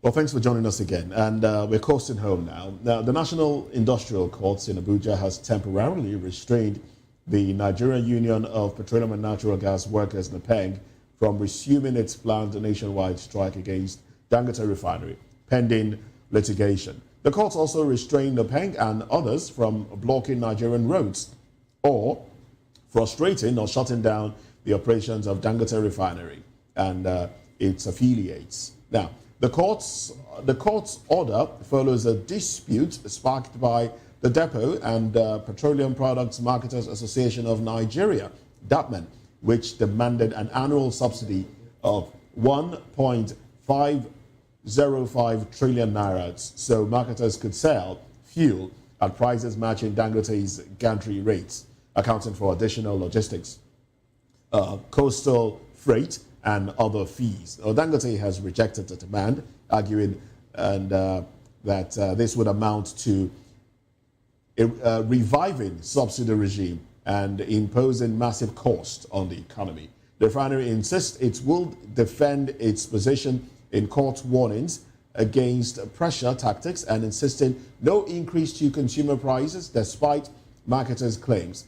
At the same time, there are fears that should the dispute escalate or the strike proceed later, disruptions in fuel distribution could lead to shortages and hike in pump prices, which of course would affect the common man as price of goods and services will automatically go up. Well, we're coasting home now, so let me start off with Mr. Fanimo here, who's been a player. And I use that word loosely. I'm not. I use that word loosely. I'm a watcher. Okay, well, now, at what point would should we look at preventing harm to the populace and the unions, protecting their workers? Because if this, in as much as there is an ex parte, asking that they hold on the strike, I drove around coming to work this morning. I noticed some filling stations that ordinarily would have been open at the time I left home were shut. Now, I didn't stop by to ask why, But that seems like a pointer.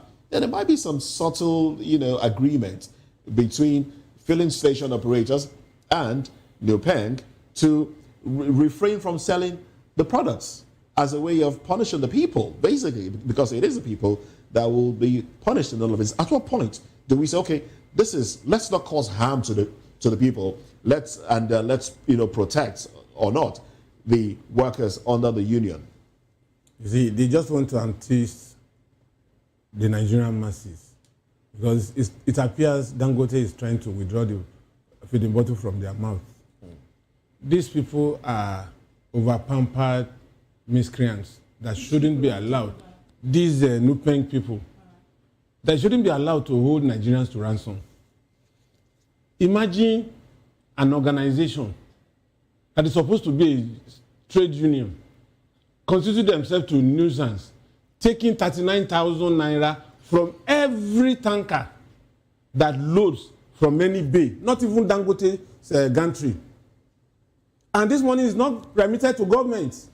And annually, this runs to almost 27 to 30 billion naira in the hands of executives and some other people in Nupeng. That's why they can hold Nigerians to ransom. I think it is time they are called, their bluff is called. Because, look, a trade union should only be concerned with the welfare and well-being of its workers.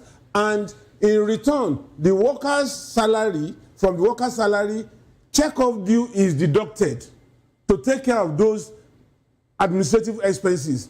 Now, when you now go into extorting owners of the business, the tanker driver is only the employee that has a relationship with Nupeng, and not the tanker driver, not the tanker owner. Okay, and thank you very much. Thank you very much. Now, let's quickly take thoughts of our virtual guests as well. Dr. Abiola, let's have your thought in about a minute, please. All right, thank you. I think Nigerians should be concerned about the activities of Nupeng. Nupeng is overstepping its bounds. The industrial court has made a ruling by directing that Nupeng should allow their members to continue lifting of petroleum products from Dangote refineries. And why should Nupeng have issues with that? Why should Nupeng be delving into matters that are outside their bounds? They should allow Nigerians to breathe.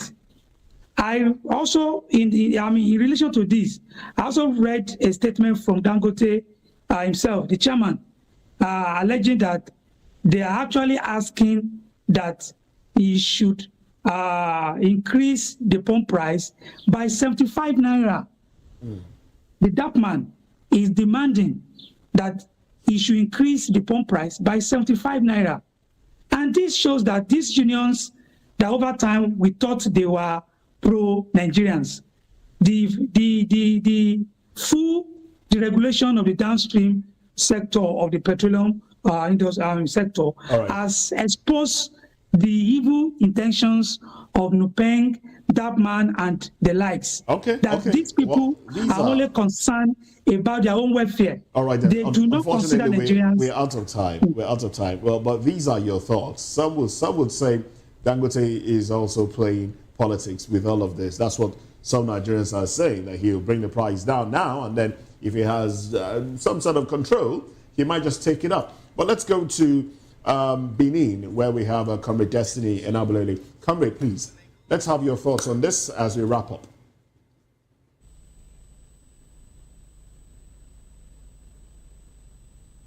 But you might need to unmute your microphone, Comrade Destiny and Abolele. Well, if we've lost connection to our Benin station there, let's bring it back to the studio. Barrister Asim Adams, let me come to you now. Ex parte order, hold on, but that's not Uhuru. Well, let's quickly get your thoughts in 2 minutes. Nupeng or Pegasin or whatever they call them has become a terrorist organization. You see, that's a tough statement. I'm telling you, I stand by it. Terrorism does not mean that you must have to be armed. A bandit also must not be armed. You can constitute nuisance to the environment. Why am I saying this? Are you aware that I think last year Dangote came up to say that there is a cabal that do not want this private refinery to work. The Nigerian government could not build a single new refinery for about 50, 60 years. Then somebody was able to build that refinery for just 5 years or whatever period it took that to build that refinery. It said there's a cabal that do not want this refinery to exist. Okay. And we thought the cabal of the NNPC was the only cabal. Let's have you land on your thoughts, please. The second cabal now is the Nupeng or Pegasus cabal as they call them. Why am I saying this? What is the problem between Dangote and this? Is a private organization. Nupeng or whatever they call them is an association. Now, if you now hold the nation to ransom because of the interest of a tiny cabal, a tiny clique, then that becomes an aberration. All right, Barrister, that's why I described it as a terrorist group. All right, then. Thank you very much. We're absolutely out of time. We must say very big thank you to our guest, Dele Fanimo. Thank you very much for being part of the conversation. Barrister Asim Adams, we must say very big thank you to you, too, for being part of the conversation. Well, big thanks to Dr. Moshood Abiola as well, and Comrade Destiny Enablele. Though we had a bit of an issue with the network there, but we do expect you to join us again during Newspaper Review. Well, thank you very much, gentlemen, for being part of the VOP this morning. On behalf of my colleagues, Chukuma Okoro, Finalke Chiku, and of course the backroom staff, I am Moses Humphrey, wishing you a beautiful morning. But join us again at 10 as we dive into the papers on Newspaper Review. Bye for now.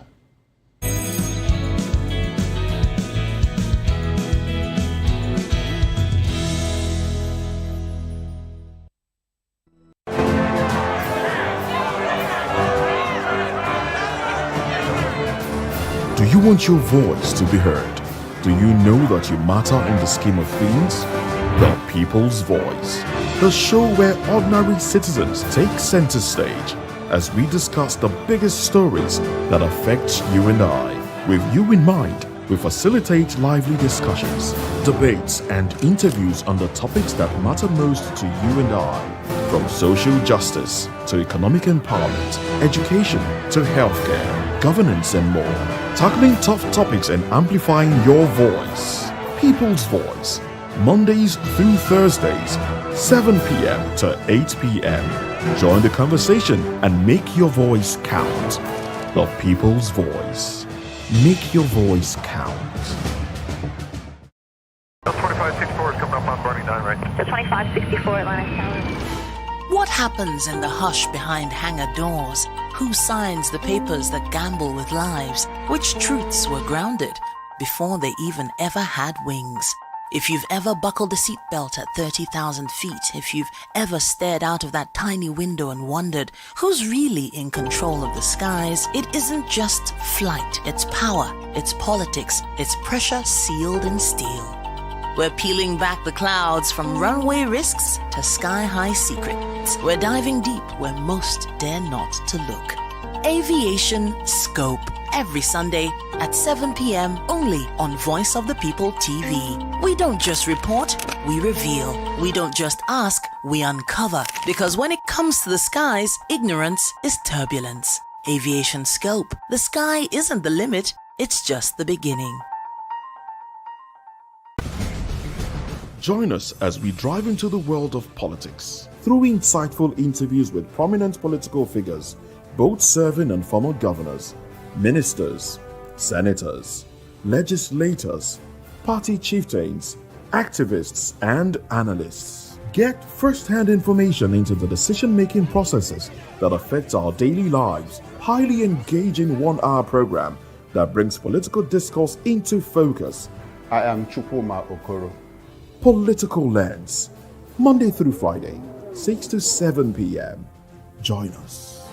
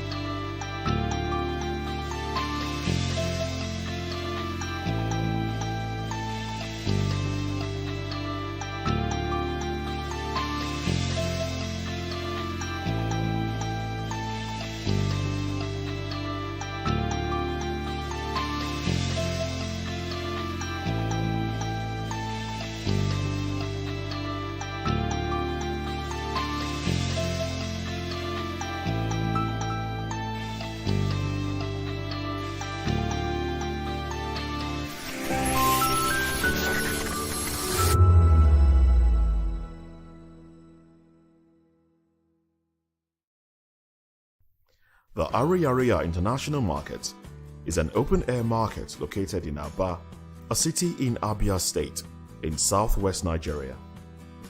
The market is one of the largest markets in West Africa and nicknamed China of Africa because of its versatility in the making of wares and leatherworks.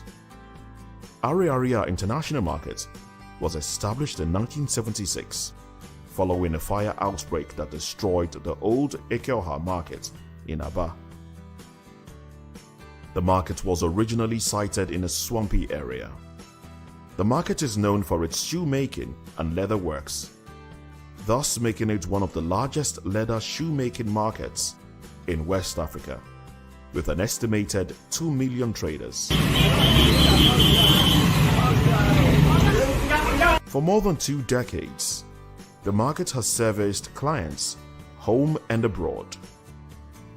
Manufacturers in the market boast that their clientele base extends beyond the shores of Africa. The market cuts across 3 local government areas: the Aba North, Aba South, and Osisioma. Ariaria International Market, with an annual turnover of over $3 billion as recorded in 2018, is a reseller's market where you can buy wholesale cheaply and even have your desired products designed and produced to your own exact specifications.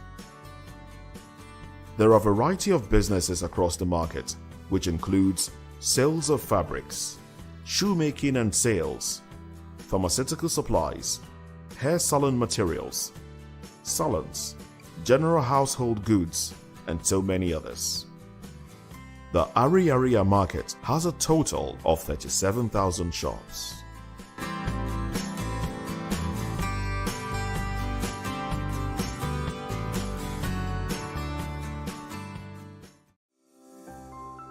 VOP TV. Now you have more than a voice.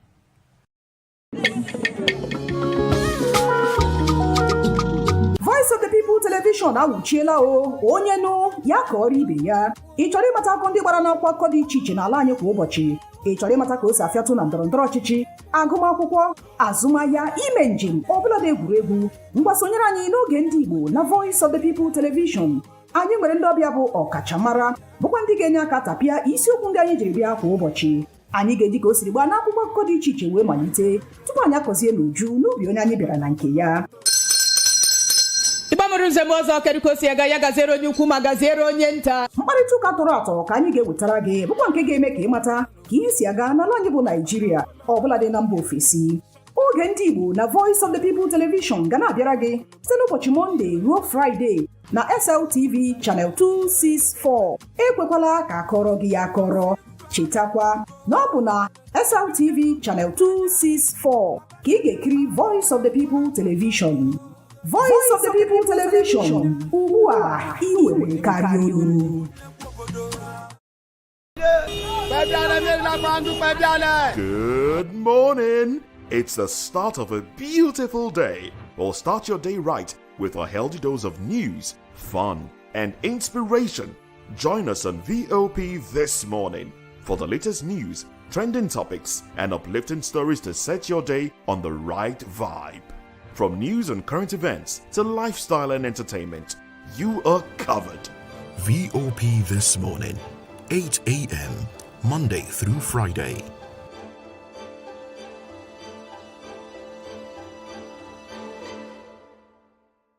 Voice of the People. You can hear me now. My name is Patrick Doyle, and I wish that you continue to echo the voices of the people. Big up VOP TV. My name is Suibifa Dokubo. Please keep watching VOP TV. Hi, my name is Kwekumali Ikenda Onyekwena, and I am with the Voice of the People TV. Now, if you're looking for the veritable channel for information, politics, robust discussions, you don't need to go far. VOP has you. VOP will always have you. Thank you. Hi, my name is Patrick Diabwa, aka Ibani Chuka, Amayanabo the Eagle King, and you are watching VOP TV. Stay with us.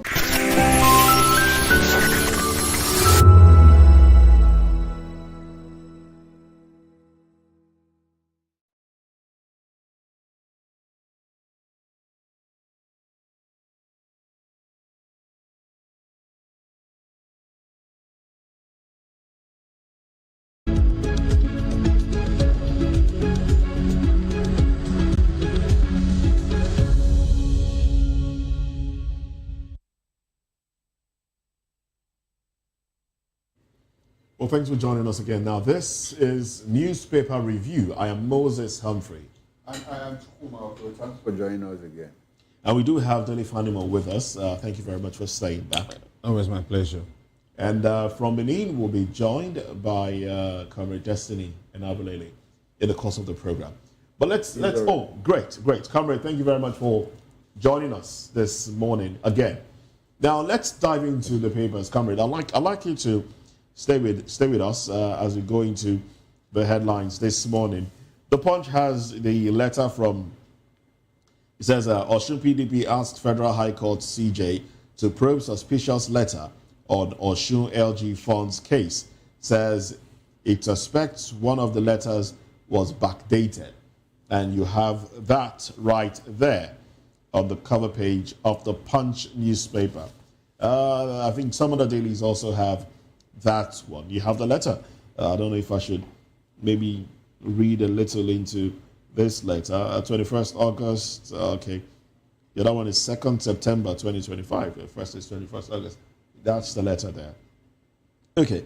Well, the letter says the Station Registrar, Federal High Court, Oshogbo Judicial Division of Osun State, application for urgent hearing of suit number, FHC OSCS 94-2025, Attorney General of Osun State versus Central Bank of Nigeria and ORS. The letter by counsel to the third defendant in the above suit dated 11th August 2025, please refers directed to, by His Lordship, Honorable Judge. Okay, it goes on and on, but you can read up on this one, but it's on the Osun and the local government funds being withheld, that case. But the big story on the cover page of the Punch is emergency rule, uncertainty in rivers as Fubara delays return. A governor in Abuja may resume today. Aid. Assembly members resume. Wike denies plots to impose appointees on governor. Those are the headlines there. And then beside the masthead, manufacturing import bill widens 14 trillion naira trade deficit. Okay, well, those are the headlines on the cover page of the Punch. But let's go to the Guardian, where we do have some of the headlines. Now, the Guardian, brain drain, exhausted doctors, long wait times, test public hospitals' care capacity. That's the headline there. Now, let's move away from, let's talk about this one. Let's talk about this one. Exhausted doctors, long wait times, test public hospitals' care capacity. Long wait times. Now, Comrade Destiny and Abulele, this is coming at a time when, resident doctors have been talking about strike, going on strike, allowances not being paid, and we know that the figures are dwindling. The figures of doctors that we have in Nigeria dwindling by the day. Well, how do you react to this headline? In fact, I like the picture, the cartoon there. If you look at the duty roster from the cartoon, the duty roster there points to something very important. It says Monday to Sunday, Dr. A, Dr. B, Dr. A, Dr. A, Dr. A, and then you go again, Dr. B, Dr. A, Dr. A, meaning we just recycle doctors. Very few hands we have, so we are overstretching them. What's your reaction? Yes, Mr. Moses, I guess you can hear me. Yes, I can. I guess you can hear me. Yes, I can. Go right ahead, please. No, we have said it over and over that where we find ourselves in this country, facets of endeavor as a people and as a country, it's in conundrum, the crisis that is the battlefield. We have found ourselves at a crossroads. So the health sector is not left out. I had an experience. It's not a week ago, if I'm not mistaken. I still have, and I'm not just like you guys. I'm still in the trenches. I'm still in the street to do one or two checkups in one of the public hospitals. I got there at about 9 a.m. if I'm not mistaken, because my wife said that, babe, you must leave because blah blah blah. It will surprise you that I left that hospital at about after 5 p.m. And the doctor I was supposed to see, I must tell you, my dear brother, the guy was exhausted. I felt for him. To be very sincere, I sympathize with him. You see, the issue is simple. We have missed it as a people because over time we have allowed our parochial reasoning to cloud our fair or sense of judgment by way of bringing down what is more, beneficial to the people. What are beneficial to the people? A healthy people is a wealthy people. That is why you see people walk on the street, they slum and they die. If I tell you the rate of young people dying in this country today is alarming. It's not far-fetched because there are no access to quality, accessing hospital, quality hospital or facility. Then I go to see a doctor to interface with. So when that patient, or perhaps I had other activities for that day, perhaps I will, out of anger, jettison that process. You see, the point is this. Now that we are getting more money, what are we doing with the more money that we are getting? And equally, we are borrowing more money. What are we doing? What, hospital or clinic or facilities in the last 2 years that this administration, decide to, bring by way of equipping it to a national, let me just say not international standard, to a national standard in the last 2 years of this present administration. Still counting. I can't point to one. And again, what mechanisms have been put in place to employ, doctors, nurses, and other supporting, staffers? None. And you agree with me that their take home, I want to be very frank, because I interface with the doctor, and I have his number. I interfaced with him. So I first sympathized with him. He was looking exhausted. And you expect to get the best result from examination. For me, I want to be very frank. I left home, not fully satisfied. Let me put it down. I try to be very careful with choice of words. Not fully satisfied. Because at the time I interfaced with him, or perhaps he interfaced with me, tried to examine me, he was already tired, exhausted. So I felt for him, and I sincerely, I sympathize with him. So the issue is this. That is why you see again, when they have cough, when they have catarrh, when unnecessary fly, through their head, or they see fly in their room, they are running to UK, to London, because as we speak, it's like the United States of America is not that very favorable to them. But the next point now is United Kingdom. Not too long ago, even my governor, as I speak, I think he came back 2 days ago, after about 2 weeks in the United Kingdom, because they said he had a headache. They have to quickly see a professional. That is where we find ourselves. So that is why they are making all these facilities, a death trap or a living hell for the average Nigerian people. So for me, we must continuously appeal, if they have any conscience, appeal to their inner man to declare a state of emergency in our health facilities across board. It is that every local government, the 774 local government in this country, have a very formidable, viable, and accessible not clinic. In my local government, I'm coming, sir. Let me land my talk with this. In my local government, that where I was giving birth to, before I assumed as a local government chairman, there was no borehole, there was no access to water until I was a local government. I found a borehole that I was giving birth. That is Ikobasowa General Hospital. You can send your money to go and do findings.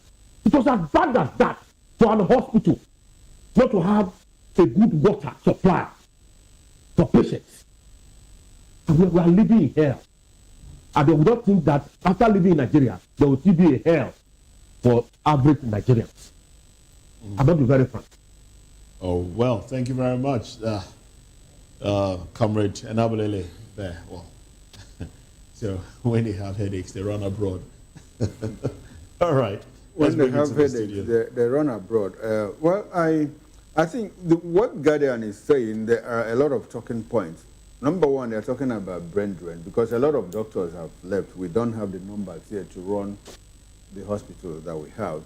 Even when they are available, the ones that are available, one, training is an issue. National Association of Resident Doctors are on strike as we speak. You know, it's more their residency, the training period and all of that. I relate with all of this because I was in hospital about 3 months ago and I discovered one thing. That what Guardian has said is just the truth. Because the hospital I went to, they have the Surgeon General has his clinic days on Thursdays. Okay. You know, and so on Thursdays he has to see, and they're about like 70 people. You go round. He has to see like 70 patients. So he can't even give his best. He cannot give his best. Like 70 doctors in one day. The Surgeon General with a team of one or two other doctors. And at that level, that hospital is it's a public hospital, by the way, but it's up there, it's up the ladder. You know, so a lot of people like to go there because they have equipment and they pay attention to you and all of that. So you can imagine what happens to the low-end general hospitals, where doctors have to see like over 150 people in a day. And go to teaching hospitals, prime teaching hospitals. I don't want to mention prime universities.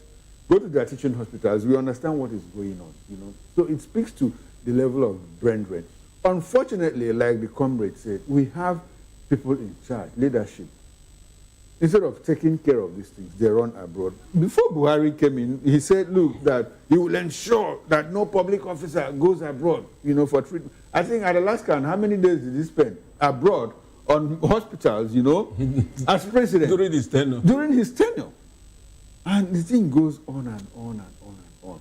I begin to ask the question, what is the role of leadership, between leadership and followership? Who should take responsibility for what is going wrong? A lot of people say it is the leaders. And others will say, look, if people get the leadership they deserve. Or if people deserve the leadership they get. So either way, what should we do? Because these have been talking points. Since I started my career as a journalist about 35 years ago, we've been discussing the same thing. And rather than making improvements, it deteriorates. It's deteriorating. We keep going down. So what should we do as a people? Should we stop talking? You see, the scary There's something that Dele says. Dele always says that every person in Nigeria is a local government. Yeah, of course. Now you're a municipal. You're a municipal. You provide your own water, electricity, your own road, security, and all of that. So what is the essence of government? Why do we have governments? You know, by the scary part of it that we have not touched. While I was listening, I was thinking that somebody would just have an idea of a peep into it. Okay. A distracted doctor is disaster in waiting. And I will give you a personal example. I think I have one too. So when doctors are overworked, they are disasters in waiting. They can forget towels in somebody's bowels. You see, I went to a prime teaching hospital like you described. Ordinarily, what I wanted to do at that time was to double check my lens, because I wanted to do another set of frame and lenses and all that. The first doctor attended to me and he gave me a clean bill of health, and the figures were still what it used to be. But on the second thought, he said there is a new equipment that is the latest, that I should go to another room, that there's a doctor there that will attend to me. As soon as I got to this room, a young female doctor, she was attending to her phone more than the patient. And she was chewing gum.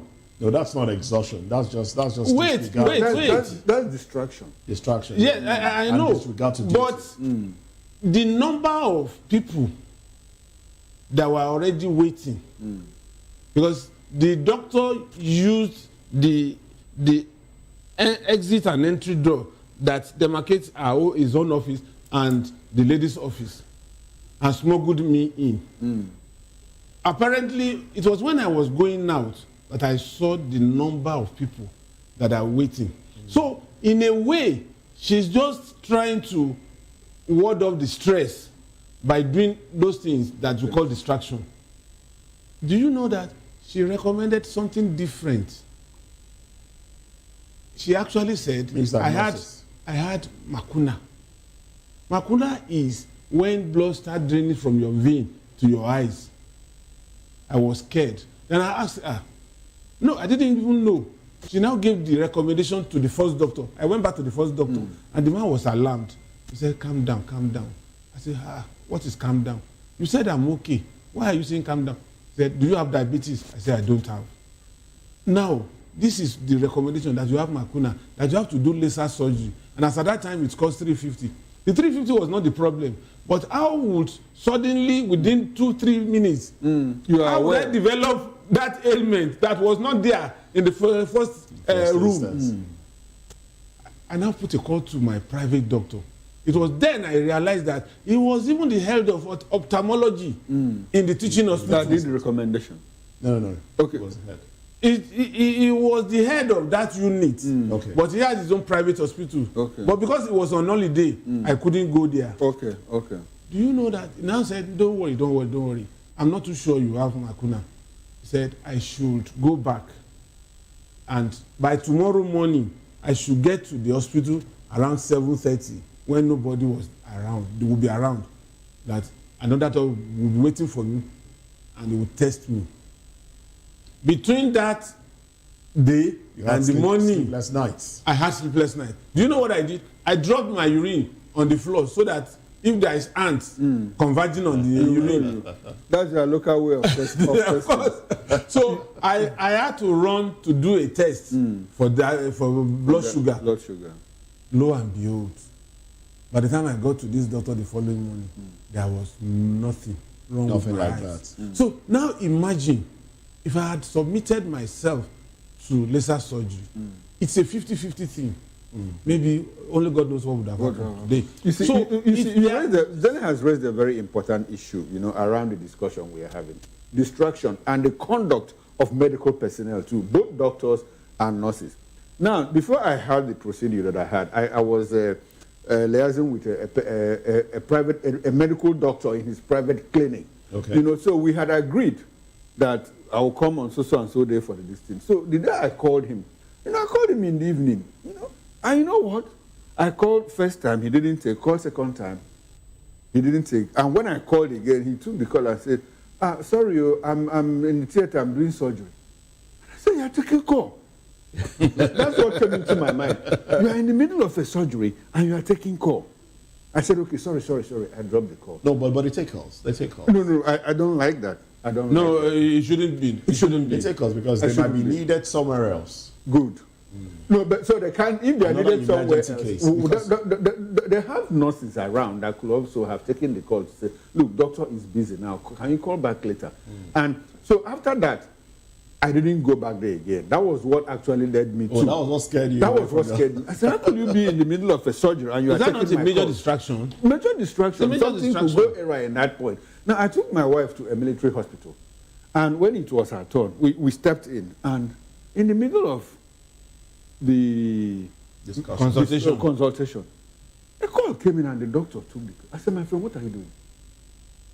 What are you doing? You are consulting and you are taking calls. And it wasn't a call that was related to hospital matters. To hospital matters. It was like, hey, what happened the other day? A female doctor, young female doctor, what happened? I said, my friend, what are you doing? She said, I'm sorry, sir, and dropped the call. So after the consultation, she made a recommendation. I was scared. I hope she doesn't take it out on my wife because of what I did. So after the consultations, I now called a medical doctor friend to say, look at what happened, and these are the recommendations. He said it's okay that we should go ahead.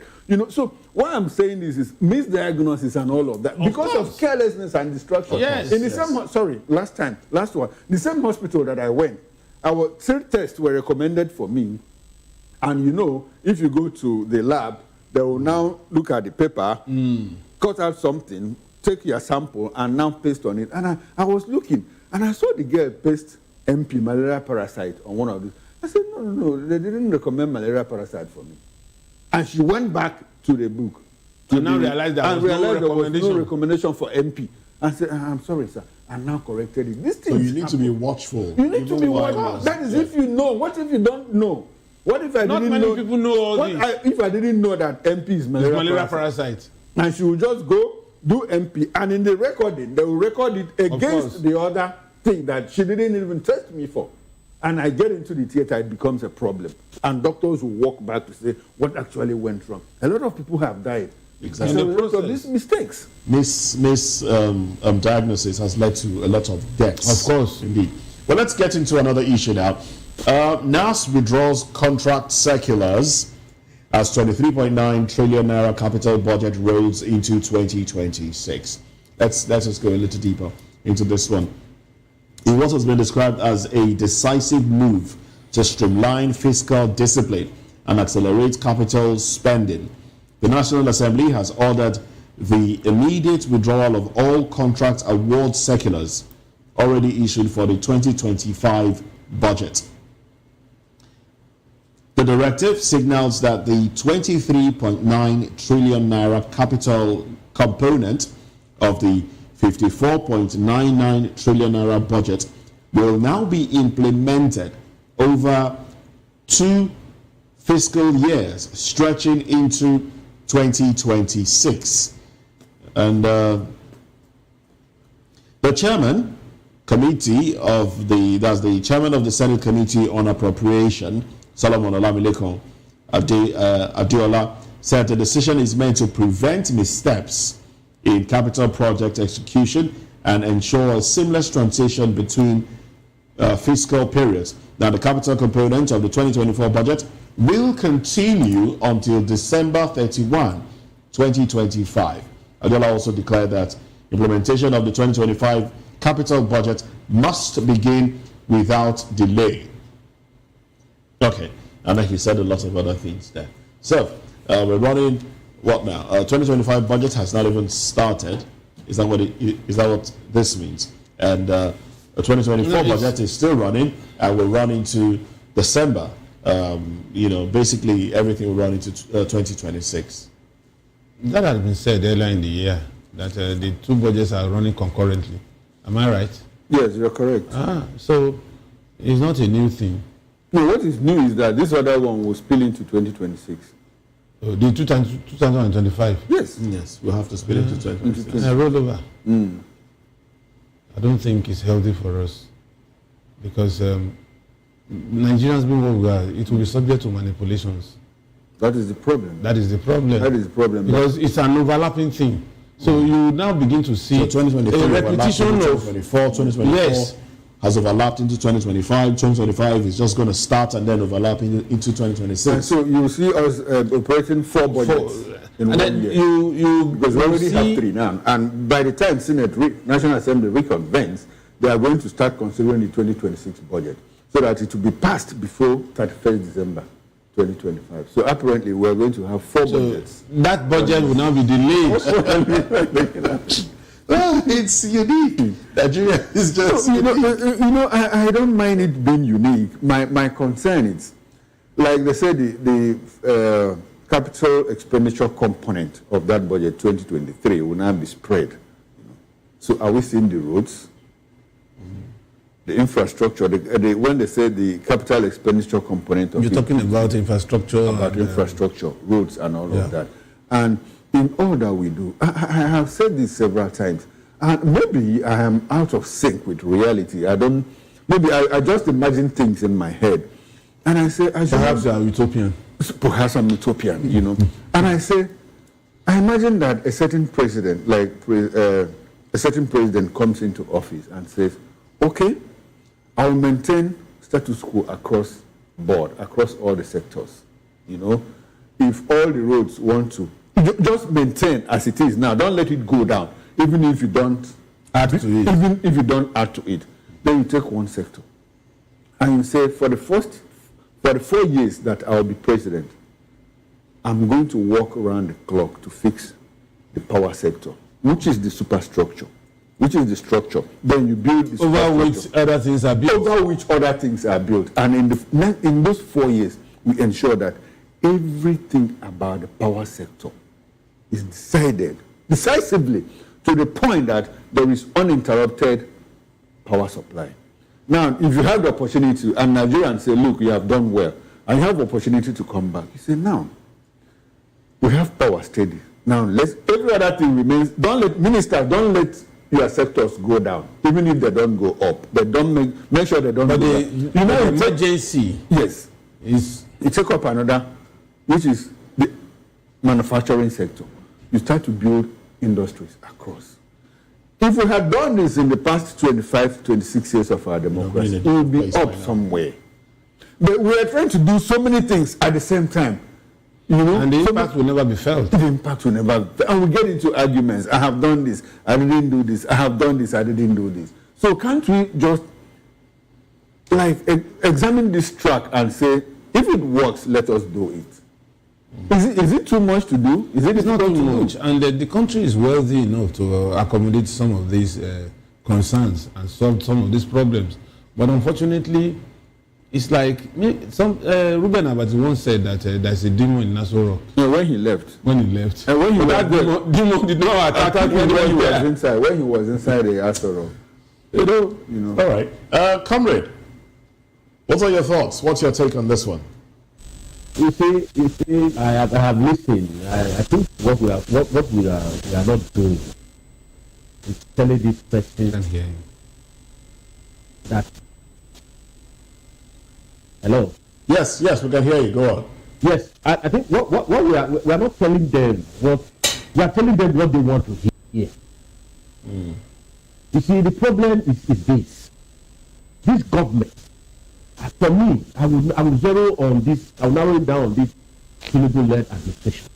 Okay. The only thing that they know how to do it is to pursue tax and increase taxes, because he said it that he will increase the tax net and reduce the power of average Nigerians. Outside this tax and tariff, I don't know. Maybe people should educate me. What else? Or what novel that came into this government? Look at our roads. The government is generating money and giving the money to governors. Should the president be held accountable for what the governors and local government chairmen are not doing? Mr. Okoro, do you have governors? Do you have governors in our state? Don't you? No, you have one. You have one. You say he just came back. No, you said he just came back. See, we talk about humility. What we have are just puppets to the president. We said something earlier that while the president was power, that he kicked against or perhaps he supported state policing. When he was a governor, perhaps in opposition, he kicked against the removal of a first subsidy. But today, he's now the first president to remove first subsidy. And today he's in power. He's looking at state policing with one eye and looking at the other side with another eye. And you want to tell me that governors come with the structure. I'm coming, sir. I'm driving somewhere.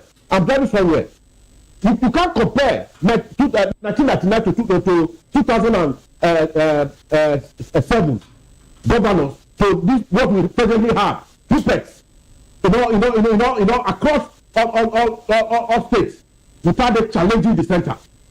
You see, that is why we are not creating a monster. Comrade Nabulele, when the president, when they would go for FAC, Federal Allocation Accounts Committee, and share all the monies, does the president tell the governor, don't work in your state? That is my question. Even if they are puppets. You see, you know why? You know why? I tried to make example just now, 1999 to 2007, because there was a variable governance in majority of the states of this federation. Hence, you can see them challenging. Today, because they are not competing in corruption, with utmost humility, quote, they are not competing. So they want to be in the good book of Mr. President, so that the EFCC will not go after them. That's exactly what you have now. They are not working across board. Our own here set up flyover because his friend, a neighbor, was known for flyover during his reign as governor in Rivers. So he's not trying to implement, because there's a saying in my very rich Benin language, no man it is a man that teach you how to sing, that the cost of you now coming to sing, your boss will definitely replicate that of your master. That's exactly what he's doing in Edo State. What we want in Edo State is not flyover. As I said earlier, perhaps in this platform before, we have a big network. Even in the whole of West Africa, Edo State, come and do your business. You understand exactly what I'm saying. Then it's maintenance. Just as the president has said road from Lagos to Calabar. It's not down. We don't need that. The road that is linking Benin, Edo State to Abuja, it's a big trap. It's a den of kidnappers, a den of armed robbers. The road that is linking Edo State to the other rich state, the neighboring state, is a den of hoodlums. The road that is from Edo to Lagos, a journey of about 3.5, is not a journey of about 6 to 8 hours.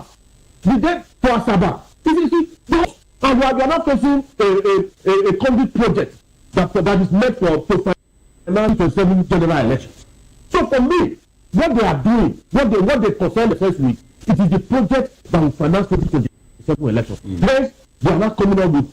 I just read this morning that FCT will soon start collecting TV and other appliances, home appliances taxes in that city. So that is to tell you that what they are concerned is not to generate money and reduce the Nigerian purchasing power. All right. Well, the president he was described as a tax collector before he came into office. That's exactly what he's doing. He's collecting taxes. Well, I don't have a problem with taxes being collected as long as you get to see those monies being put to use. If the roads are fixed. Mr. Moses. Yes, comrade. I beg to disagree with you. For many of us, we have problems with collecting taxes. Because a nation where taxes are coming from left, right, center, investors are scared. That's why you have the tax bill. Investors are scared. They've been unified. Yeah, so it's in fact, there's also been a name change. It's no longer FIRS, it's NIS. For the past 2 years. Is it NIS or For the past 2 years. NIRS. NIRS, yes. Or NRS. Hello. Yes. Go ahead.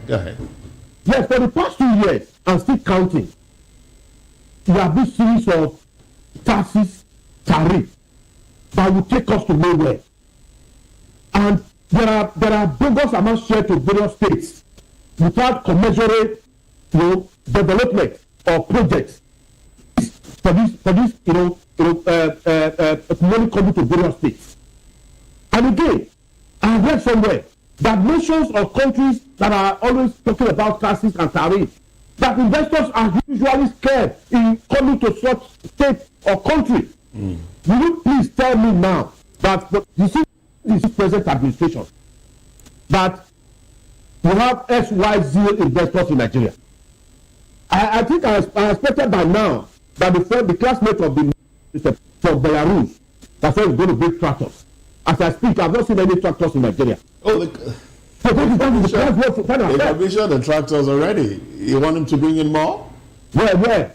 Facebook tractors or social media tractors? Okay, let's move away from that conversation now. Let's go to, now that you talked about taxes and then loans came to mind, and I've been staring at this headline here, straight from the cover page of the Guardian newspaper.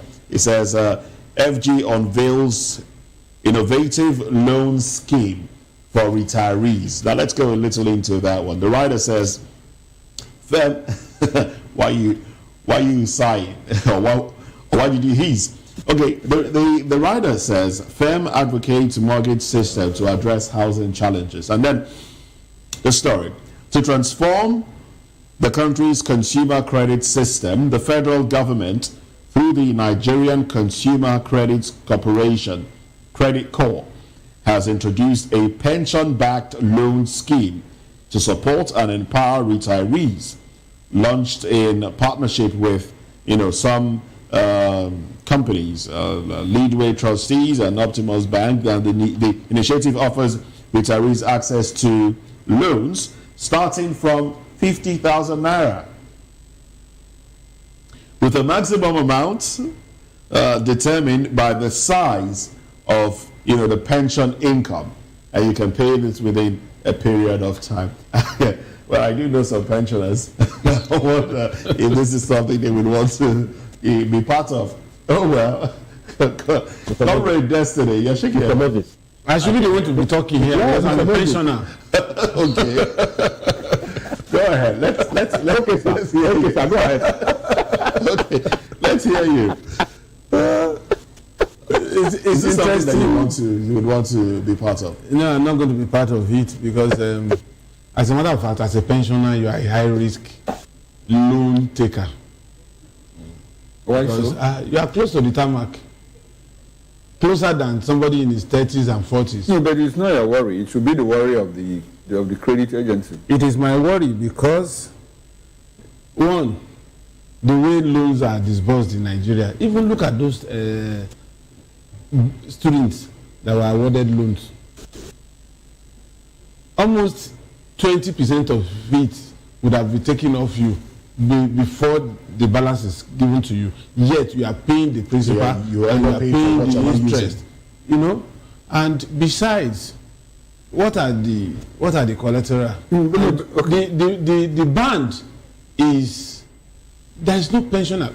For instance, if a commissioner of police in the new contributory pension scheme is earning 70,000 naira a month, how much will the loan be worth for that person?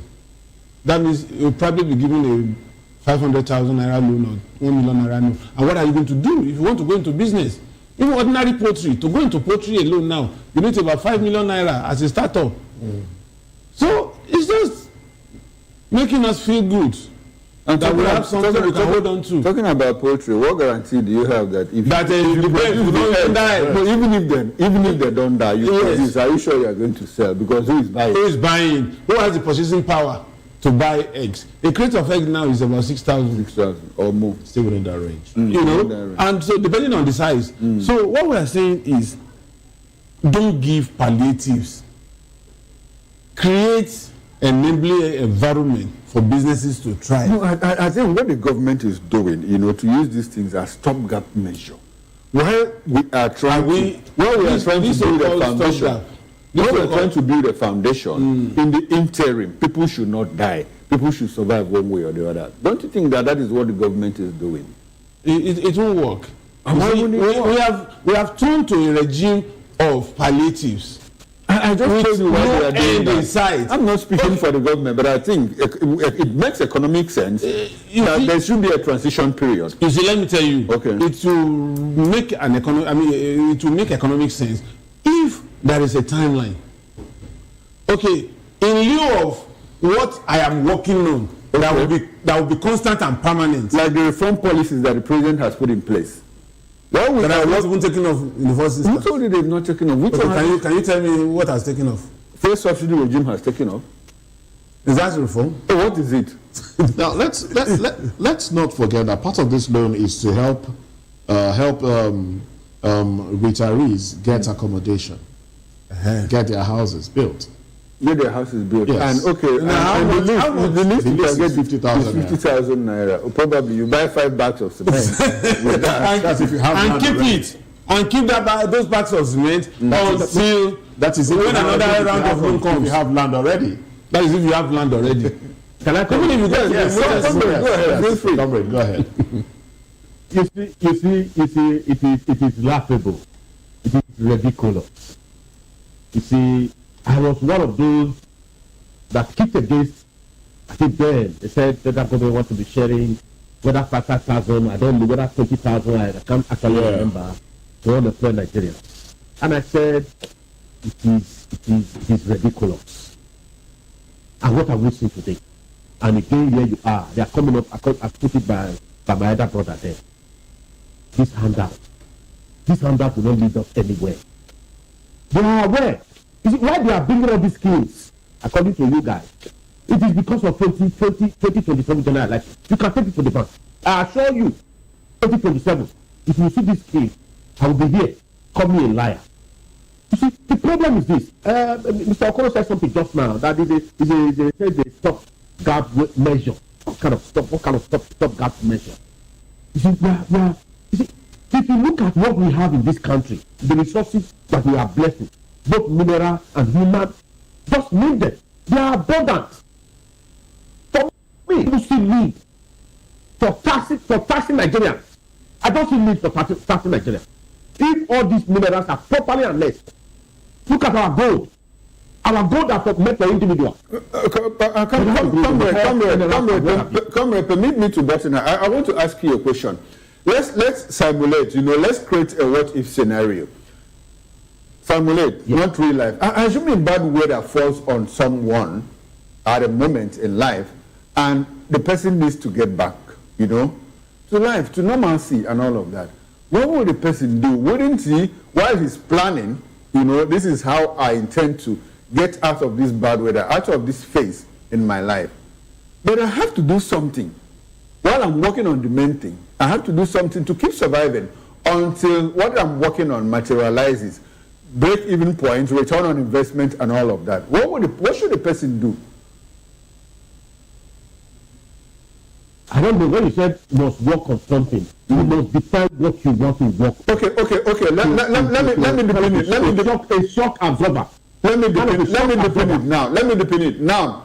You wake up one morning. You are a businessman. You wake up one morning. You have a supermarket. You have a store. Now the store is razed down by fire. Now insurance company, you insured it or you didn't insure it, and somehow you want to get back to business. You have like 5 million naira to get back to business. And it will take you like 3, 4, 5, 6 months to build up, what you lost on. How are you going to survive within those 5 months that you are building up to get back to normalcy? What will you do? I will either take loan or leverage on the friends I have, my network of friends, to get back on my feet. Okay. That is the way it's done. Okay. Is it that I approach the bank or leverage on the network of friends I have? Because your network, your network of family, your network. So for me, this issue, I'm seriously clear. Because, you see, it will not achieve its intent and purpose. Okay, now let's relate it with the Nigerian situation. Let's relate it. Comrade, let's relate it with the Nigerian situation. Nigerians are falling on bad weather. Address the surface. Who says if I start a policy, that policy must materialize in my tenure? Who says so? But what we have in this country, if I'm here, I want to implement a policy, and that policy must materialize in my tenure. For a sincere policy and far-reaching policy, it must not materialize in your tenure. Comrade, can you hear me? Comrade Destiny, can you hear me? For us, in this country, we are not sincere to ourselves. Comrade, can you hear me? That is the government. Comrade, can you hear me? Okay, beautiful. I want us to relate it with what is going on now. Bad weather, Nigeria has fallen on bad weather. The government recognizes all of that. Now the government is saying, we want to build back on what we lost over time. But when we are building back, we have a vulnerable sector of society, of citizenship and all of that. These people, while we are building back, they need to stay alive. And government says, take this as palliative. Take loan. Start working on something. While we are trying to fix sectors that are down for the benefit of everybody. And government is saying, okay, handouts, food stamps, like we have in all parts of the world, even in advanced economies. Is there anything wrong in that? With that formula, with that track? When you are talking about handouts, it's almost humility. That they must, for the parent, you must look at what are they bringing on board. Like what they said just now, the issue of 50,000 naira. At this day and time, I tell you, before from your studio here to my house, I try to go to a gas station. That 50,000 gone. Can the 50,000 naira pay for a room and apartment in my village for a year. In my village, I think over a room and apartment. Can a 50,000 naira pay for a year in my village? So what are you giving? Why are you giving for everybody? Are you aware that there are pensioners that go home every month with 5,000 naira or less than that? I am aware. Good. I am aware. So when that person accesses 50,000 naira, if that person has access to 50,000 naira, what do you think it can do for him? Or do you think with the correct reality for that person? It cannot do anything. Let's call it spade a spade. It cannot do anything. My brother, I'm not living in the booth. That is not the ceiling. That is not the ceiling. It's just the floor. It's the baseline. Are you aware? It's the baseline. I know. It's the baseline. Depends on your levels. I am aware. But you know, as you go, that's how your responsibility multiplies. Your expenses multiplies. Compared to a man that is living in my village and compared to a man that is living in the city, their expenses are different. There are differences in their expenses. That's my point. So for me, I have never been a proponent of this handout. And again, as I said, if truly you are sincere to Nigeria, you must majority of all these taxes and tariffs, they are again trickle to average Nigerians, to the Talakawa. They are the one bearing the brunt of these loans and these tariffs that they are doing. I started an example just now. I said I read this morning that the FCT councils that they want to embark on taxes on TV and appliances, home appliances, to be collecting taxes. Who are they going to be taxed? Can they enter a retired general's house? No! It is you and I that they will enter their house. If we pay, they'll put us in their truck.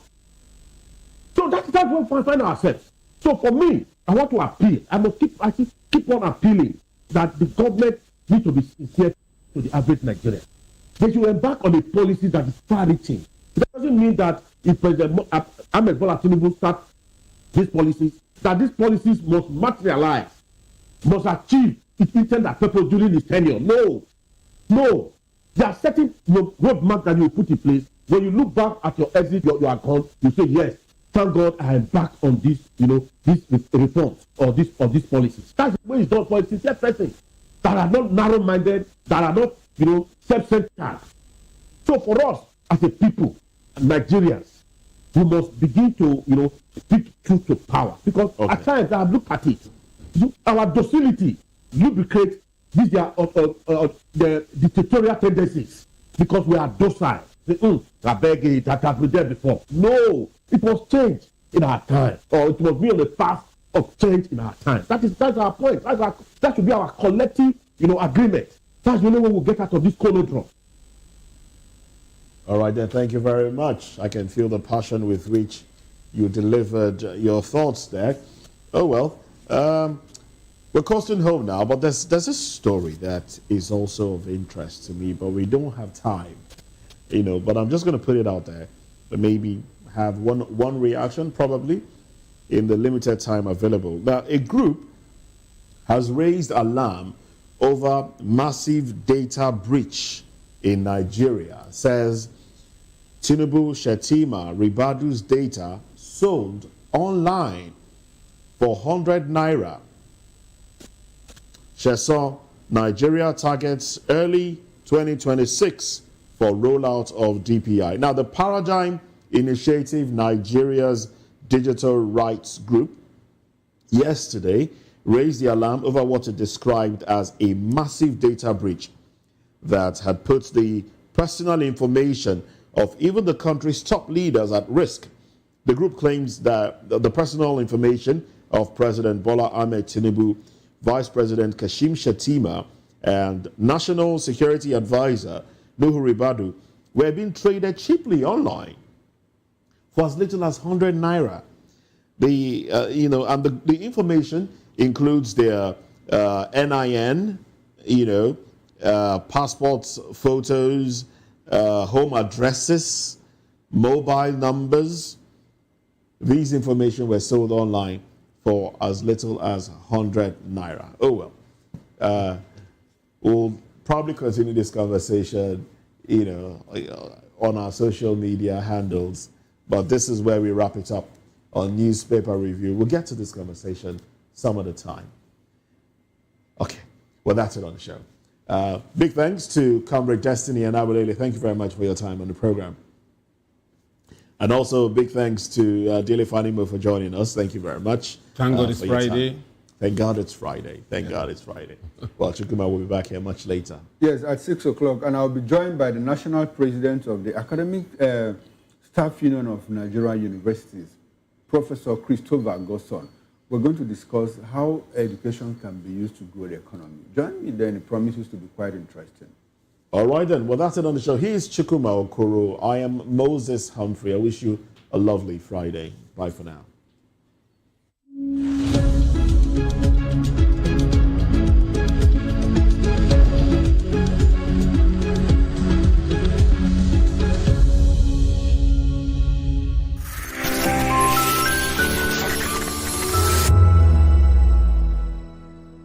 The red carpets, awards, the razzmatazz, music, fashion, interviews, and more. Spotlight on Voice of the People Television. Let's feed you with all the juicy stories in the global entertainment space, bringing you the glitz and glamour as it is hot. Stay tuned to Spotlight, 1 p.m. Monday to Friday. Spotlight on VOP TV. Entertainment like never before.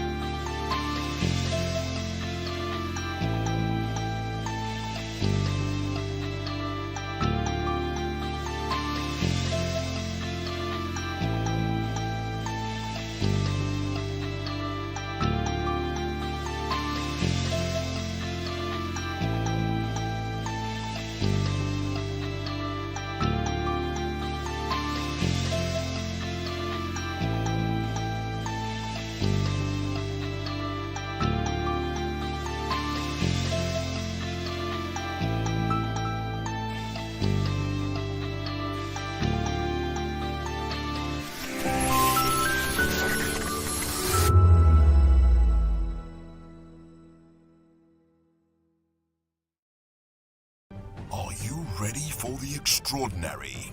Something big is happening on your screen. Introducing VOP TV.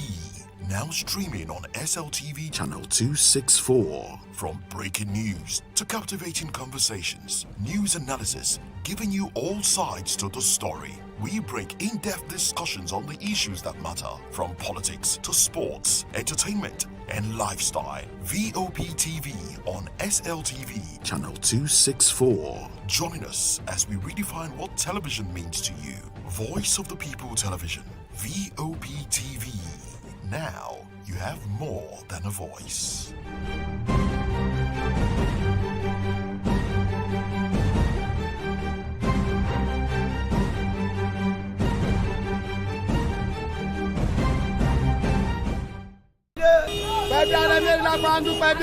Good morning. It's the start of a beautiful day. We'll start your day right with a healthy dose of news, fun, and inspiration. Join us on VOP this morning for the latest news, trending topics, and uplifting stories to set your day on the right vibe. From news and current events to lifestyle and entertainment, you are covered. VOP This Morning, 8 a.m., Monday through Friday.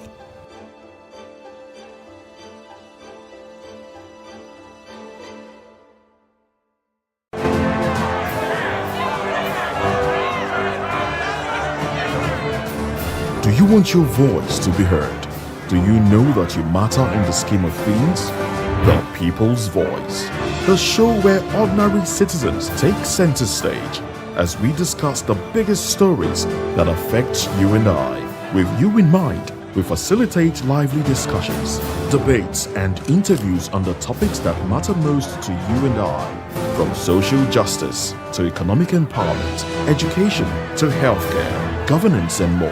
Tackling tough topics and amplifying your voice.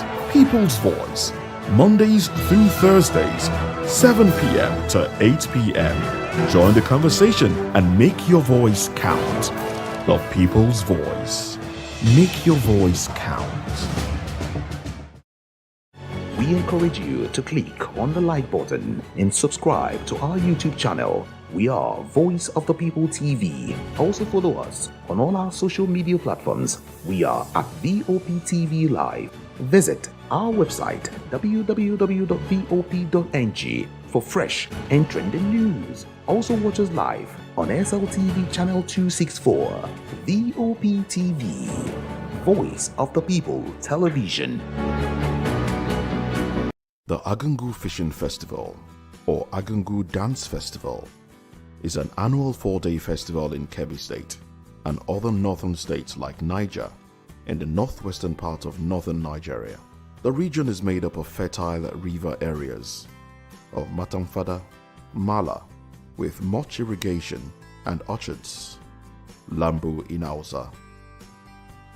The majority of the inhabitants are fishermen. They also have Kanta Museum. The museum is the main historical center in Agungu for visitors across the globe. People from around the world travel to Agungu just to witness the occasion. The main purpose of the Agungu Fishing Festival is for fishing and unity. The festival is usually a 4-day cultural event.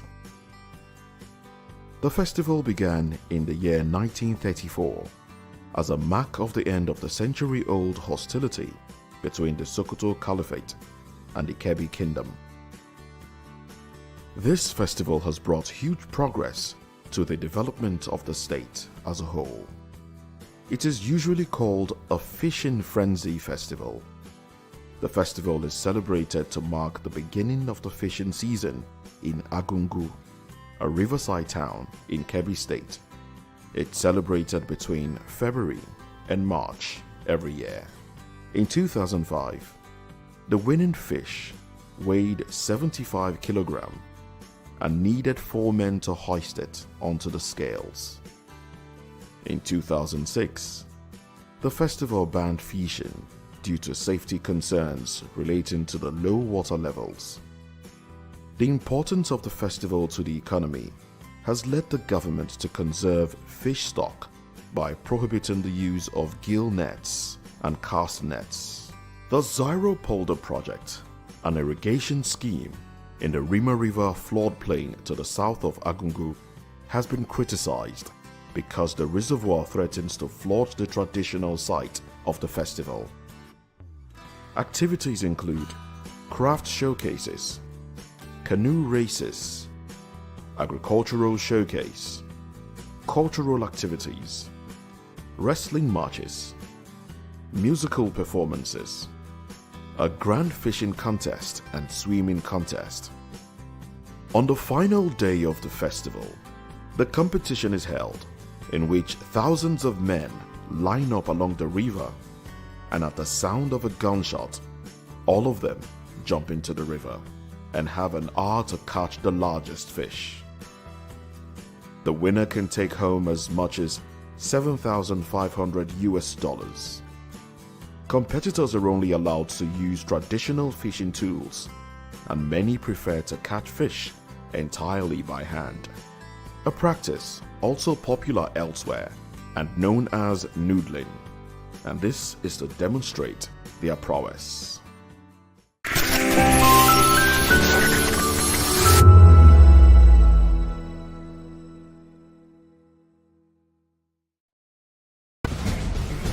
Join us as we drive into the world of politics through insightful interviews with prominent political figures, both serving and former governors, ministers, senators, legislators, party chieftains, activists, and analysts. Get first-hand information into the decision-making processes that affect our daily lives. Highly engaging 1-hour program that brings political discourse into focus.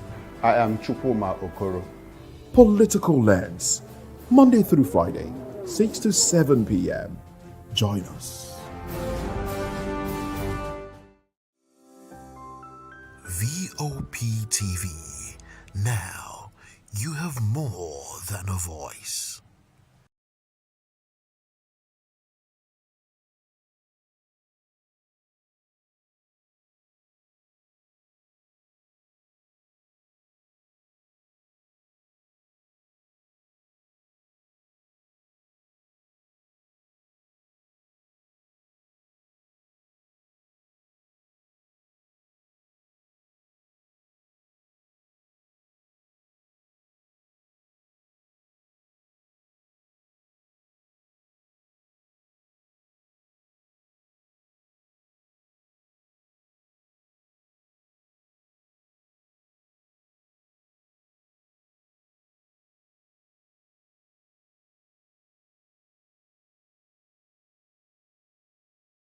and subscribe to our YouTube channel. We are Voice of the People TV. Also follow us on all our social media platforms. We are at VOP TV Live. Visit our website www.vop.ng for fresh and trending news. Also watch us live on SLTV channel 264. VOP TV, Voice of the People Television.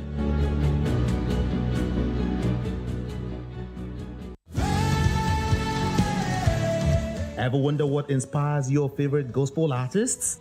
Explore and discover the rich heritage of continental gospel music and how this transformative journey has evolved and shaped cultures around the world. As we dig deep into archival treasures, feel the energy in our praise jam, Gospel Fusion on Voice of the People Television. Tune in this Sunday, 3 to 4 p.m. and be part of a transformative experience that uplifts and inspires. Join us as we explore the transformative power of gospel music and its ability to uplift spirits and unite hearts. Tune in this Sunday, 3 to 4 p.m. on Voice of the People Television. Gospel Fusion. Let's fuse our hearts in praise and joy.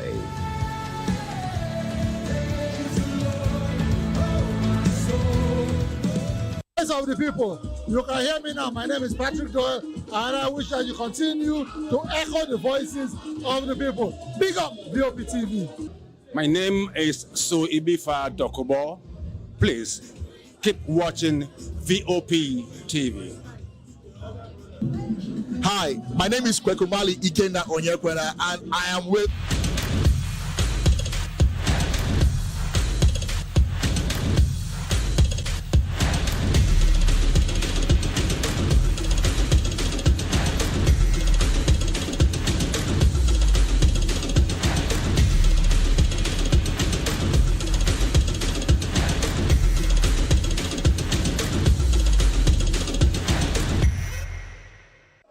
Good afternoon and welcome to Voice of the People Media. Right here we are at the Surulere National Stadium at the complex of the Swan building, where it's still very much undergoing.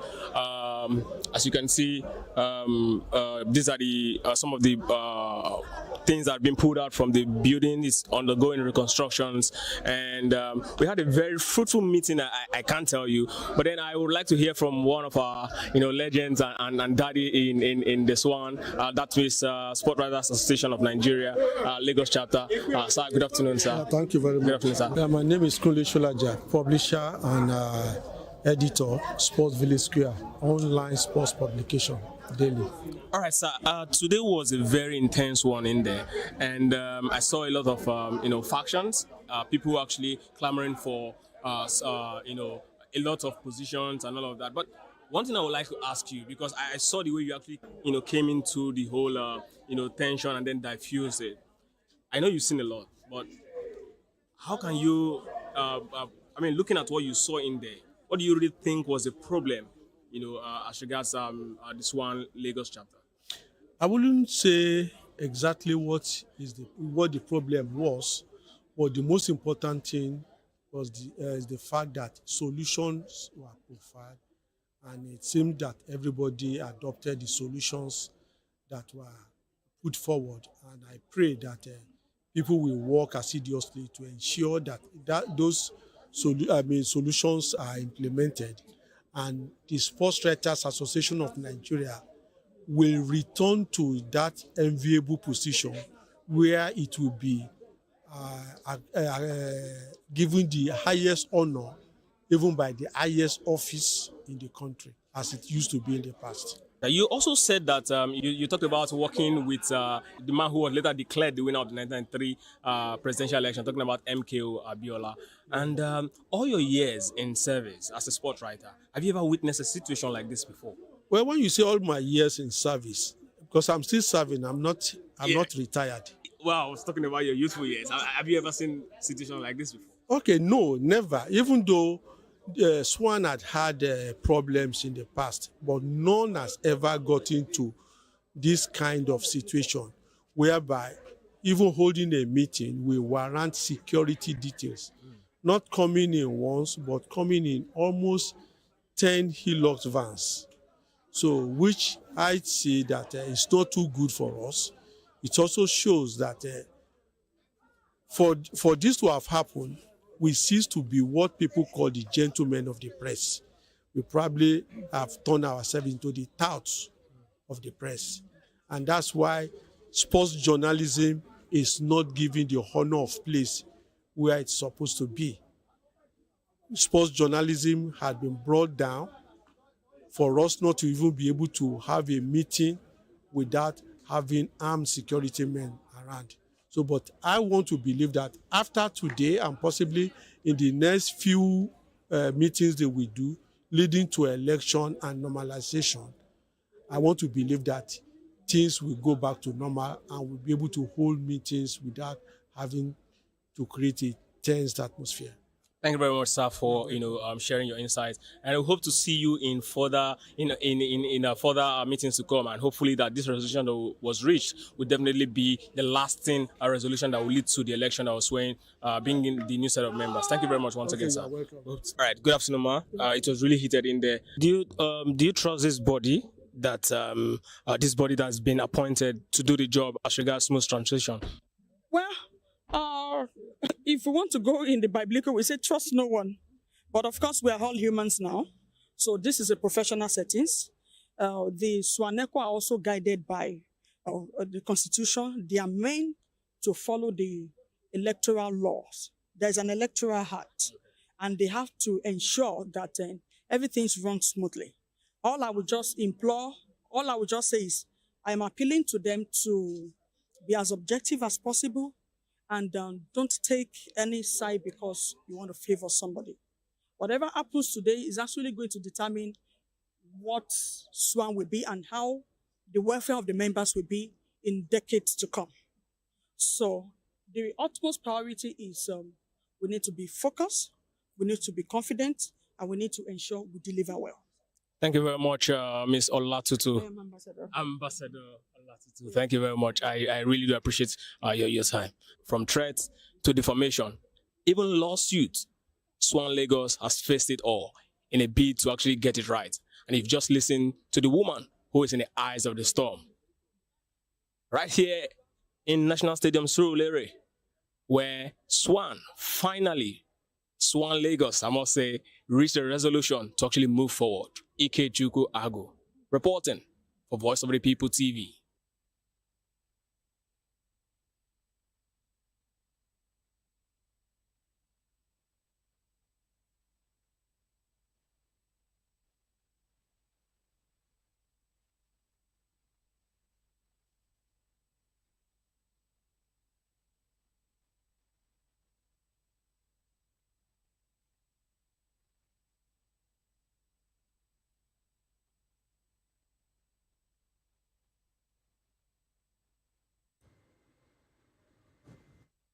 Okay, so we don't carry on confess. We first time I say we won't do many things.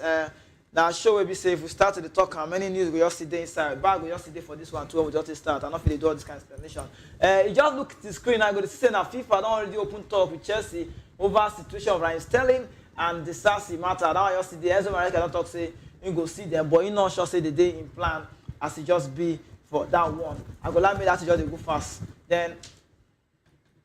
Yes, Bruno Guimaraes don't talk yesterday. Say that match when they play for Champions League. When you're getting that kind of news, he say Barcelona an annoying team. He say they want to keep possession and they not they tire or to control ball.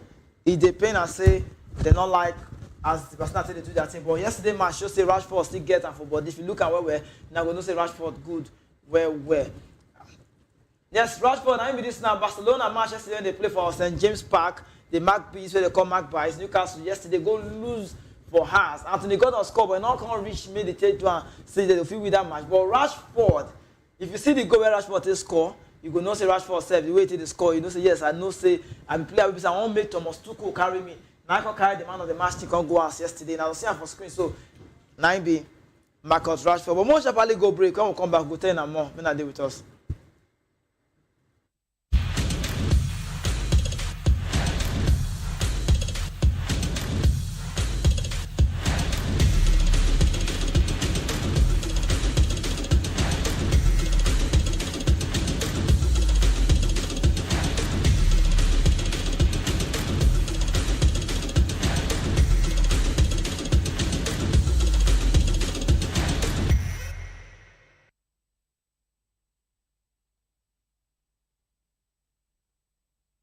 the Voice of the People TV.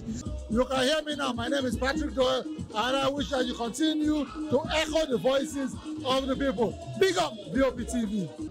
My name is So Ibifa Dokobo. Please keep watching VOP TV. Hi, my name is Kwekumali Ikenna Onyekwena, and I am with the Voice of the People TV. Now, if you're looking for the veritable channel for information, politics, robust discussions, you don't need to go far. VOP has you. VOP will always have you. Thank you. Hi, my name is Patrick Diabwa, aka Ibani Chuka, Amayanabo the Eagle King, and you are watching VOP TV. Stay with us.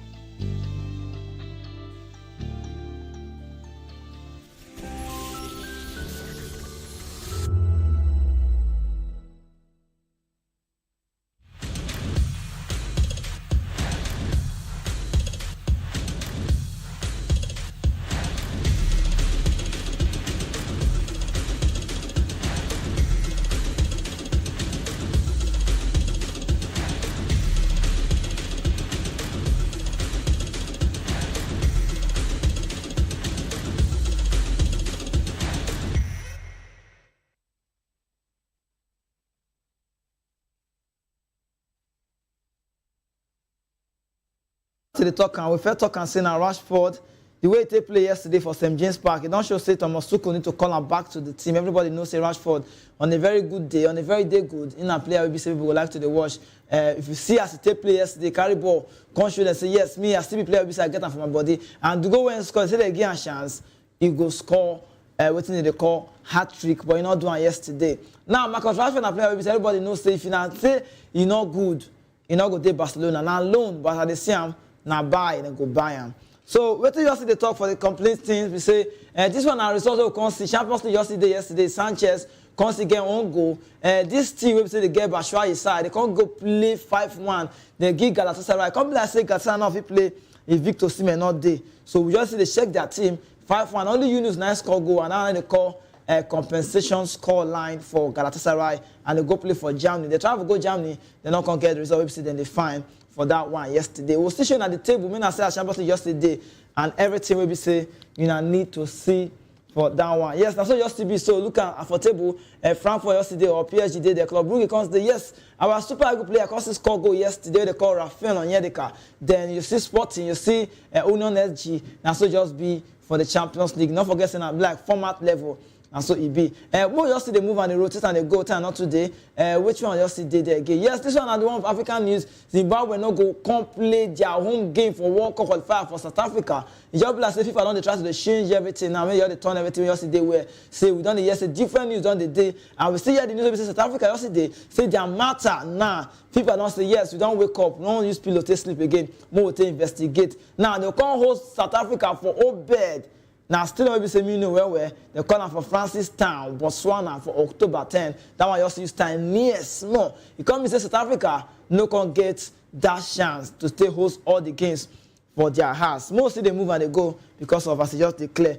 Now, which one also did there, so we just tell you, now say, you don't see Liverpool, now say they go to the come 88, 90 plus 10, 83, 90 plus 5, 90 plus 2. They just score goal. Now, 9-minute goal team be this. Now they call Liverpool Chiesa. And here we see this one, they don't they agreed. Mourinho don't come agree, say as he be, he don't come back since 2000, we manage Benfica. Now he can be their coach now for Benfica. So he means say go play against Chelsea. That match they come. So Mourinho now, if say welcome back to European football. If they defend Abash in the second last month, so now coach will be say good, they're having job. Now be this one. Now Rick Costa now be the sporting director for that side, Benfica. So Mourinho don't sign contract, don't agree deal with Benfica till 2027. Now be the latest news where we say with the current come for European news and also for Champions League. Yes, yesterday they played the match. We say Man City can go collect better results for head of Kevin De Bruyne team. The new side also signed. They call them Napoli. Some call them the Petino Pie. If you see it in the car, say King Kev. Once the blue, always the blue. Even though their side lose yesterday, but De Bruyne went on with many trophies with Man City. Know what it take to go there. But Doku, come let's say the hot. You don't need my pan. I know say you don't the hot where Napoli yesterday collected 2-0 for a away match. Maybe Antonio Conte said not too surprised because everybody knows that Man City be the best team for that launch. We'll see yesterday. Then Mourinho picture with this and the Federal take on yesterday. And when you can come out, Mourinho yesterday, they already did Portugal go day that match. We say Chelsea go play against Benfica for that one. Okay, and Messi news, we just keep on one side. We just rotate time because I want to talk about some kind of super good news yesterday one side. Messi yesterday, we call and go, some say not be good, some say not be the best, some say not be the best. That one yesterday. But if I see news, we say Messi don't already they do some kind of contracting. When they come out on our show, our boy don't say come back. Ademola Lookman. Now him be the boy we say now be the latest player. I beg more talk about Super Eagles news. Men are leaving. More just talk Super Eagles news. Because now you see the waste time one side. Men are kind of come back for when I day. So we don't know why if you know they go fast. Lookman don't return for training, but more just keep down on one side. More just sharply enter the news where we say we need to talk before we go come up for studio. Una good morning. Welcome to Sports Republic Show. My name is Nakizike. And at time we say we won't give you some kind of information. We be saying I need to know because it be so. If you're not telling all these ones, in the blast say we not to carry talk. We don't see the one we call longer-awaited sanction. I mean, not carry all those European things come showing now. You're the delay one side. Blast in extra time. I don't know why they be like that. But more telling at the latest just day. So we carry the news come and Mokwena day there. They can't put the right up for anybody. Say Teboho Mokwena. Say FIFA don't they ready to take sanction. Don't ready to take action for South Africa because say they do it in the break rules. I see that news. I say we not keep them for ourselves. We must carry and come. South Africa people say we don't they wait. Say I go take play. But I mean they leave them or may they not leave them. Come listen and now FIFA can't take wake up. Say yes. Bafana we get bully in Zengana. We get Mokwena. They need to say they fight. He say record don't set. Record don't day. Say we go investigate you now. And if you come find out saying that they guilty. You get one writer where we say they confirm the writer where FIFA can send letter give South Africa. You just did them Mokwena day for that one. Say they don't confirm. Say as it be so. Say South Africa, if they find them guilty, me don't know why they want to find them guilty or not. Which guilty want to find them? You don't say they don't need guilty. So they want to investigate and say they find them guilty for the matter. It means say South Africa go collect that point deduction. But we just see the check and they wait to see whether that one go day. Most of that physically in that kind of one. Because that information now you're clear. So FIFA don't talk say CAF. Yesterday they don't say what CAF give us now we go collect. The corner can talk say no betting about CAF. Now we go check whether South Africa do something very bad. But if you go check the record, you go see say South Africa do something we say not good. They go use player we say don't collect like 2 yellow cards. You go they call an accumulation of card. Teboho Mokwena. Now the information they reach us now say they don't confirm say Teboho Mokwena. If they find saying they're guilty, they will sanction them. And if they can't sanction them, the point now I be the choice me the check. How it will take be whether the point come out from their body go affect them. Now if you come out that point, they say they be 14, it will come be 14 because 17 a day, so it will still make sense. But the public just stay there. Now all the matches they say they go play for hands, so remain like 2 matches. Now they don't change the kind of venue, so South Africa not can get chance to do some kind of way they call favoritism. But more jump from South African news, they run enter another one. We say we just see never long like that. FIFA ranking, Super Eagles don't go drop to 45th. I just tired for Nigeria matter. You just remain 6th for Africa. You know how they move. Now they don't go sleep one place for the latest FIFA ranking. They don't go fall from 44 enter 45, and are globally they see they maintain their level for African soil. Everything as 6th. But the new ranking where they released for FIFA, where we say we see for X handle on Thursday be yesterday, call reflect say the team now not continue to struggle under Eric Chair. And now that World Cup campaign with the look where Eric Chair go fit turn the table around and say they turn T. Now this one can mark a second consecutive decline after Nigeria don't go drop from 44 to 40. Where we they go safe? From the 43rd to 44th. From 44 to 450. We enter 50 safe. Men Nigeria go enter 50. But now, despite that setback we see, Morocco still remain continent number 1 for African level. They call it sit for 11 for the world. Maybe the African country, Morocco, they collect 11 position with 8 of their last 9 matches. Now you the checker, now ranking matches where you they play, they will the check. If you play this one, they go check on. If you play this one, they go check on. If you play this one, so now, so even they play Rwanda, all those reports, all the results follow. Senegal now, Egypt now, Algeria now, Cote d'Ivoire now, all those ones yesterday for the complete African top 5. I'm not surprised to see Senegal. I'm not surprised to see Egypt. I'm not surprised to see Algeria. I'm not surprised to see Cote d'Ivoire. Algeria catch small team, they go play like small team. Not be Nigeria because they play small team because they see some kind of thing now. They struggle to play match and take care of results. You know, they play against Algeria. Algeria go show and say, yes, we still get some kind of thing for our body. Algeria they play Tanzania, you go see the results. But Nigeria they play small country. They not see they get results. Now all these one your course, so all the Senegal, all the Egypt, all the Algeria, all the Cote d'Ivoire, they day on top Nigeria matter. They day on top. We can't see this like sixth. So you can't be like our position not change. You know your change for Africa level, you all day like that. But if you kind of enter world now, where we did safe, bros, we check out 20 plus 20 and 40, Nigeria not even did there. People can count from 40 plus 4, you know see did there. 44 the other time, 45 now. From 43 to 44, 44 to 45. I'm not going to surprise that tomorrow now we'll check out with all day 50. When I see country where they struggle to win. Lesotho, 153rd place for world. 153, 9 and day. Nigeria not win Lesotho.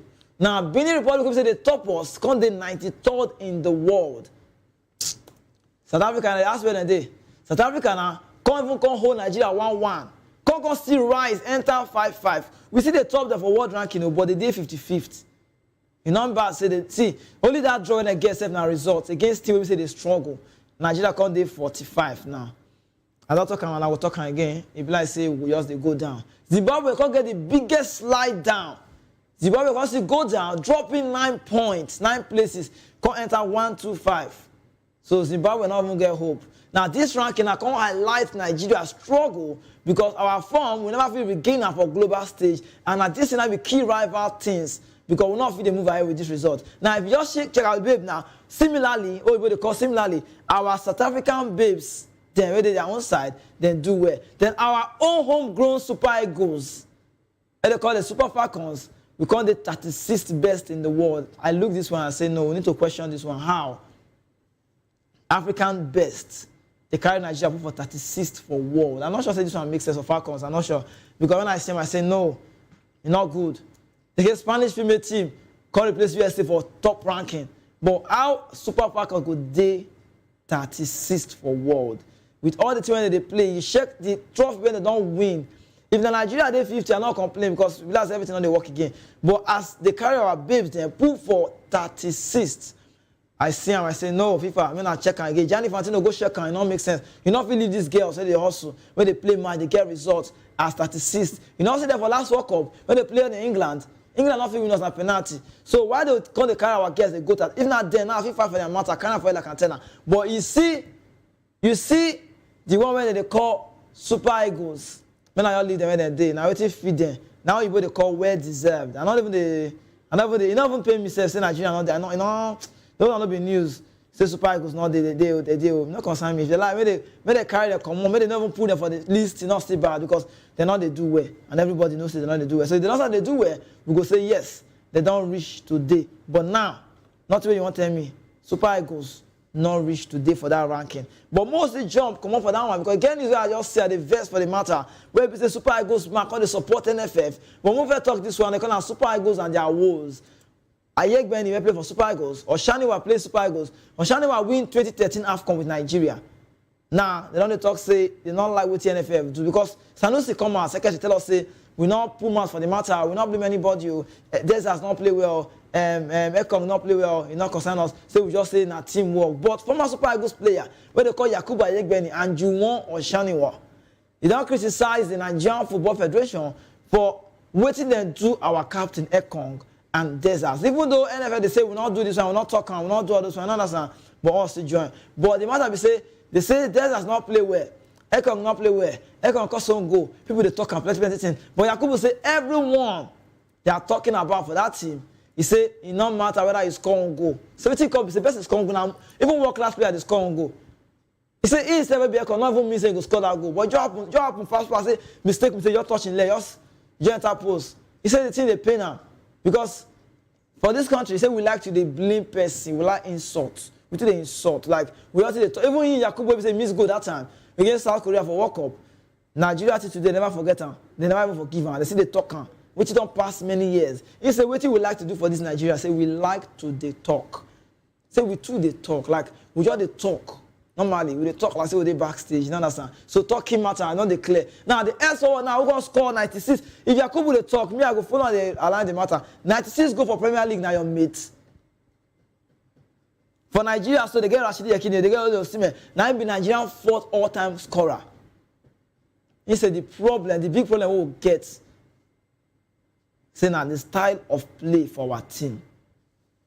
Yakubu don't talk and say if I did for this national team, me maybe Yakubu I go struggle to score goal because you know when we say we go coach they play all those passes, all the true passes. Not be that one. We say we go coach get count, you get some kind of passes, we say just see pose, just score goal. Like more just hold ball, more just the throw back like 10 times, like 6 or 10 times more hold ball. We're not the hold ball for 2 minutes. We just place when they will collect them. He said we just want Lookman or Osimhen, make they do magic instead of make they play as a team. Not they work like that. Now Yakubu de Yan, come say Yakubu not talk finish. Now like finish for there. Now Oshani, why they call left back? You want Oshani, one a former Super Eagles player. He win 2013 AFCON with Nigeria. Under Stephen Keshi not died today. Blessed memory. He say NFF approach. Say not too clear. Say in the NFF he go forth. Say they say the Nigerian struggle form now based on lack of preparation and administration. Say we not they do well. Say me we not they blame person individually. Say we not we continue to the hold players responsible for what they don't do. Say for poor outcome. He say when you fail, you prepare now. When you fail now, you call the whole person well. He say no rocket science. He say you go save Nigeria. Say our administrators say they seriously they affect our boys. He say on paper when you check am before now on paper say now before now normal thing say Nigeria they play South Africa I don't pass. We go win them. But not copy like that again. Now if they check the match they play so you know if they compare Nigeria and South Africa because we not the continue game now. We not the whole game. You play against South Africa, you struggle. You can't even say against South Africa, we even play well past the other side. Because I don't feel call Rwanda results, say yes, we play well. And I want to go World Cup. Blast say in our World Cup, blast say I don't talk and blast say we just start to forget and small because you know blast say go play after they say I'm not sure say this World Cup thing go work. I'm not sure because me just the think I won't think I say even they give me some kind of sleepless night, not tell anybody. I don't think I say sure. Mostly they talk about Nigeria, will go World Cup. And when you all leave down and go face AFCON, where they come for December 21. Then if you can't leave down and finish, we can't just wait. Do some kind of preparation for 2030. But which kind of preparation we will not fit do? We don't do it from 2022 enter 2025 to 2026. Now 4 years World Cup they hold. We don't do preparation reach now, we feel not go World Cup. So which kind of preparation they want to do now? They say they'll go World Cup for 2030. Now, not me to go World Cup for 2030 be the team. You know, just say I go one. Secondly, the players they say will get, all the big players they say we like, they call their name where our African bat to bat. Talk about to carry bat, they give Osimhen, give Lookman, all those ones, they will play 2030 World Cup. And they talk about it and say the children are still awake. Because every day we get new boys. My guy even asked me yesterday, control me for area, they asked me, say, Kizike, say this national team now, is this the best we can get? I say, bros, I don't know. Because coach did there, not they doing, Understand? Coach now needs to give us some cash. I'm not go the because every chair go on the side in team say, now me won't do one like this. Nobody go tell her. But we don't know whether they don't they tell her word or they don't they tell her word. Now Eric Chair himself no say World Cup day. We need to go World Cup. But the way they enter the country, when you meet the work, it's not clear. You understand? It's not clear. I want to do one. You want set standard. You know they clear. You be NFF, you be management. You want to do something. You want set down. You define standard. You understand? You want standard. You want structure. But you know how they do away. How you want to work? You know they work like that. If they want to check out for individual brilliance, if they pick all those boys, say yes, pick them individual brilliance. Normally this one hold on, hold on, make up now advert. Say no, pick and see him.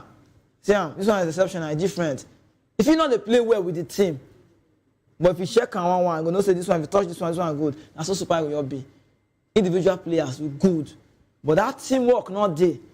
So if Oshama talks about NFF now, maybe say management, maybe say they did top, you know if they find structure, maybe say even you not manage yourself, and they talk you know. I talk, I realize the talk. You not even manage yourself. No, even you, wait till they try man, you not even manage them. They want to come and help you. These players, they give their best. They say. They every time say the boy said they know the economy, they never want to play for Nigeria. Saying a lie. I like to talk. Anywhere they go in my pocket. If you want fourth person, fourth and for the wrong reason, not the fourth person. Maybe say they do better thing with the right. But you the fourth and for wrong thing when they do. You won't go see. I don't think just jump enter Nigeria Super Eagles players. You know why? I go first talk about NFL because you get bored with the govern the game. You get to oversee your work now. You know understand? You call they try to do some kind of things. They not call they give some kind of encouragement. Call they give some kind of support. Call they do some kind of thing. You know play well. But the team is saying they don't obviously hide who you be because Osimhen now Super Eagles not going to work up. We still know Osimhen. Nigeria not go work up. We know Lookman now. We know them. So who you be not change. Now the matter now, but now the team say they feel they do the Super Eagles players see they affect the team. It's not clear. Now poor management. But bros, I tell you now when you come verse me, I talk. Poor discipline, not NFF. Not be talking about Super Eagles not they do well. 9-1 committee member when me they respect 1997 African best player. If now they call him CAF best player, that's call him African best. When me respect where. Bros, you change and not even no party where they support. Be like you be two-faced. You don't see Dibia before. You don't feel they talk two things in one. So I don't know you go heaven or you go fire. You decide a life and decision. You don't feel there for me do. Men not go cast. You be Charlie Poppy. Like you sing. You don't fit. Poor management. He say me they not blame NFF. Say not Super Eagles. Now they talk about former Nigerian international Victor Ekpeba. You go by yourself. You know say if normally if you see me, I will tell you say bros like this not be so. I respect you. You play for Monaco. You play for Europe. Know you. You be president of Monaco for your time. But you open mouth. You let's say this part. You come on this part. You cut on. You come open mouth. They talk. Say me they not blame NFF. Say me they blame Super Eagles player for World Cup. In jail. Because they urge Super Eagles make them restore discipline for their camp. Say as we want about to go World Cup. Now discipline won't start. Discipline will not start from beginning. Discipline will not start from management. You won't start to do discipline. Now enough you first talking, you first structure yourself before you structure another person. NFF now check some kind of player where they side. Victor Weber. Now man when I see for screen so now NFF member. Now technical now committee member. Gawalawa they there now member. Tijani now member. What do you call that myself that time? Our technical they forget him. Pay the play right back. He go for now member. Now I'm a technical man. Now, we just sluggishly they play. They call us Twitter African champion. We there for a position where they call precarious situation. And that one I call the cost many matters. They say, this NFF now not do it. I resign. I talk yesterday, I talk again, I'll still talk. Which day here they come me? You go island, go talk, you go talk. They carry me say, Kizike, we like analysis, come talk. Whether they do the thing, say, first you go drop. Whether you go drop, you go drop. You go there, go talk. And they talk and they look me. They say, be this small boy. I say, that's what you'll be. We're not plenty where they talk through. Understand? No, we just not plenty. And they talk on. No when I talk for Ikeja, for Lagos, for Nigeria, so Ikeja when I did, that's when they come. When they talk on. Open space, everybody here and they watch and they see them. Because if I know they talk on like this, I know locate me, say, Kizike, come do this one, collect this one. Shoot come for an answer. Don't be police style. You walk, it makes sense. Now, in the same Nigerian Football Federation Executive Committee, somebody do not blame them. And it's going to be the best thing for the matter. They talk this thing for Super Sport. Monday night football program. You know Super Sport. You know how they take big. You know. Because when they talk and say normally, if you want to watch the kind of things, you can't all those say Sky Sports, all those European, all those British news, all those Sky Sports, UK Sky Sports, you go watch and go see how sure the day. You know, you're fine. Sure, go the switch. You're not going to know when it's finished. That's why it's sweet. You want so much things. You know, if you do things that will make you do all right.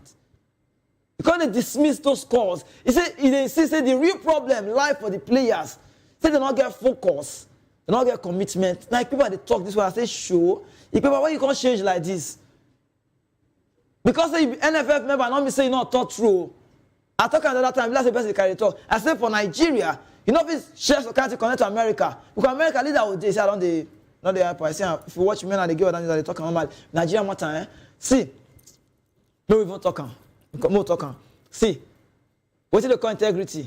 And man will get sense. Because the way they talk, I say, person where suffer supposed to get sense.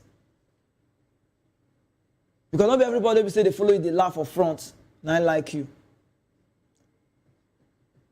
They follow you, they laugh, like everywhere clear. You just do politics, office work, all of us just day. You clear, it makes sense. You know, like your day. Nobody go, yeah, you know if you make me go fire because wait till they talk. Waiting bad, don't bad, waiting don't good. You wait the platform and you get a chance to the talker. I go only if you talk, I not if you implement. Not me go tell them everything they will do. But they go hear us, they won't do it. Because if people are not open and talk, say our players should take the lion's share of the blame of our shoddy performance so far in the World Cup qualifiers. How? This news no go end for you. I tell you, what kind of come on Monday? Not go end. Because this news not clear. I never know the report, people I can't believe again. He said players go, I want to blame them. For only World Cup qualifiers, I don't know how many coaches I don't carry. You not carry person, you carry Finidi, you carry Eric Chen, I want Magic, na Crusade you go. The things when they find self, eh? The thing when they try to blame person, eh? You know they work, oh. He said they were giving everything they needed to deliver qualification without stress. How? What were they giving? What did they give them? Well, no, more reason now. Maybe I say you carry talk. I say yeah because this boy Sabito we saw that more reason now. Waiting them give them. Not this Nigeria over there so. We say they get. Now maybe they talk as I go stand for Eric Chair. If you're not good or if you don't like him, but I go stand for him. What would they do? Now to stand for loophole, maybe say we advocate for some kind of good things. And they talk. It's not good though. Okay.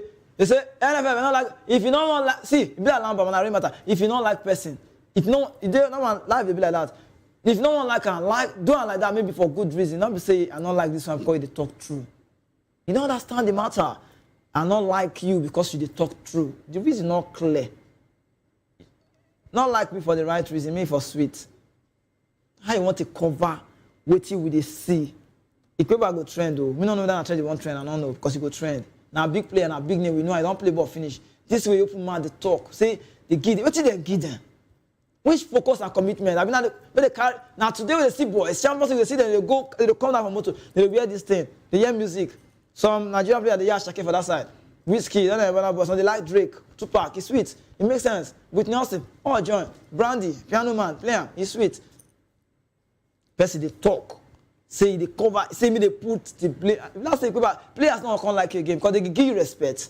If not for anything, you don't play football at a high level. You even play for Monaco. Remember you now, not you go scatter African football. 1997, you cannot go as you rest now, CAF best player.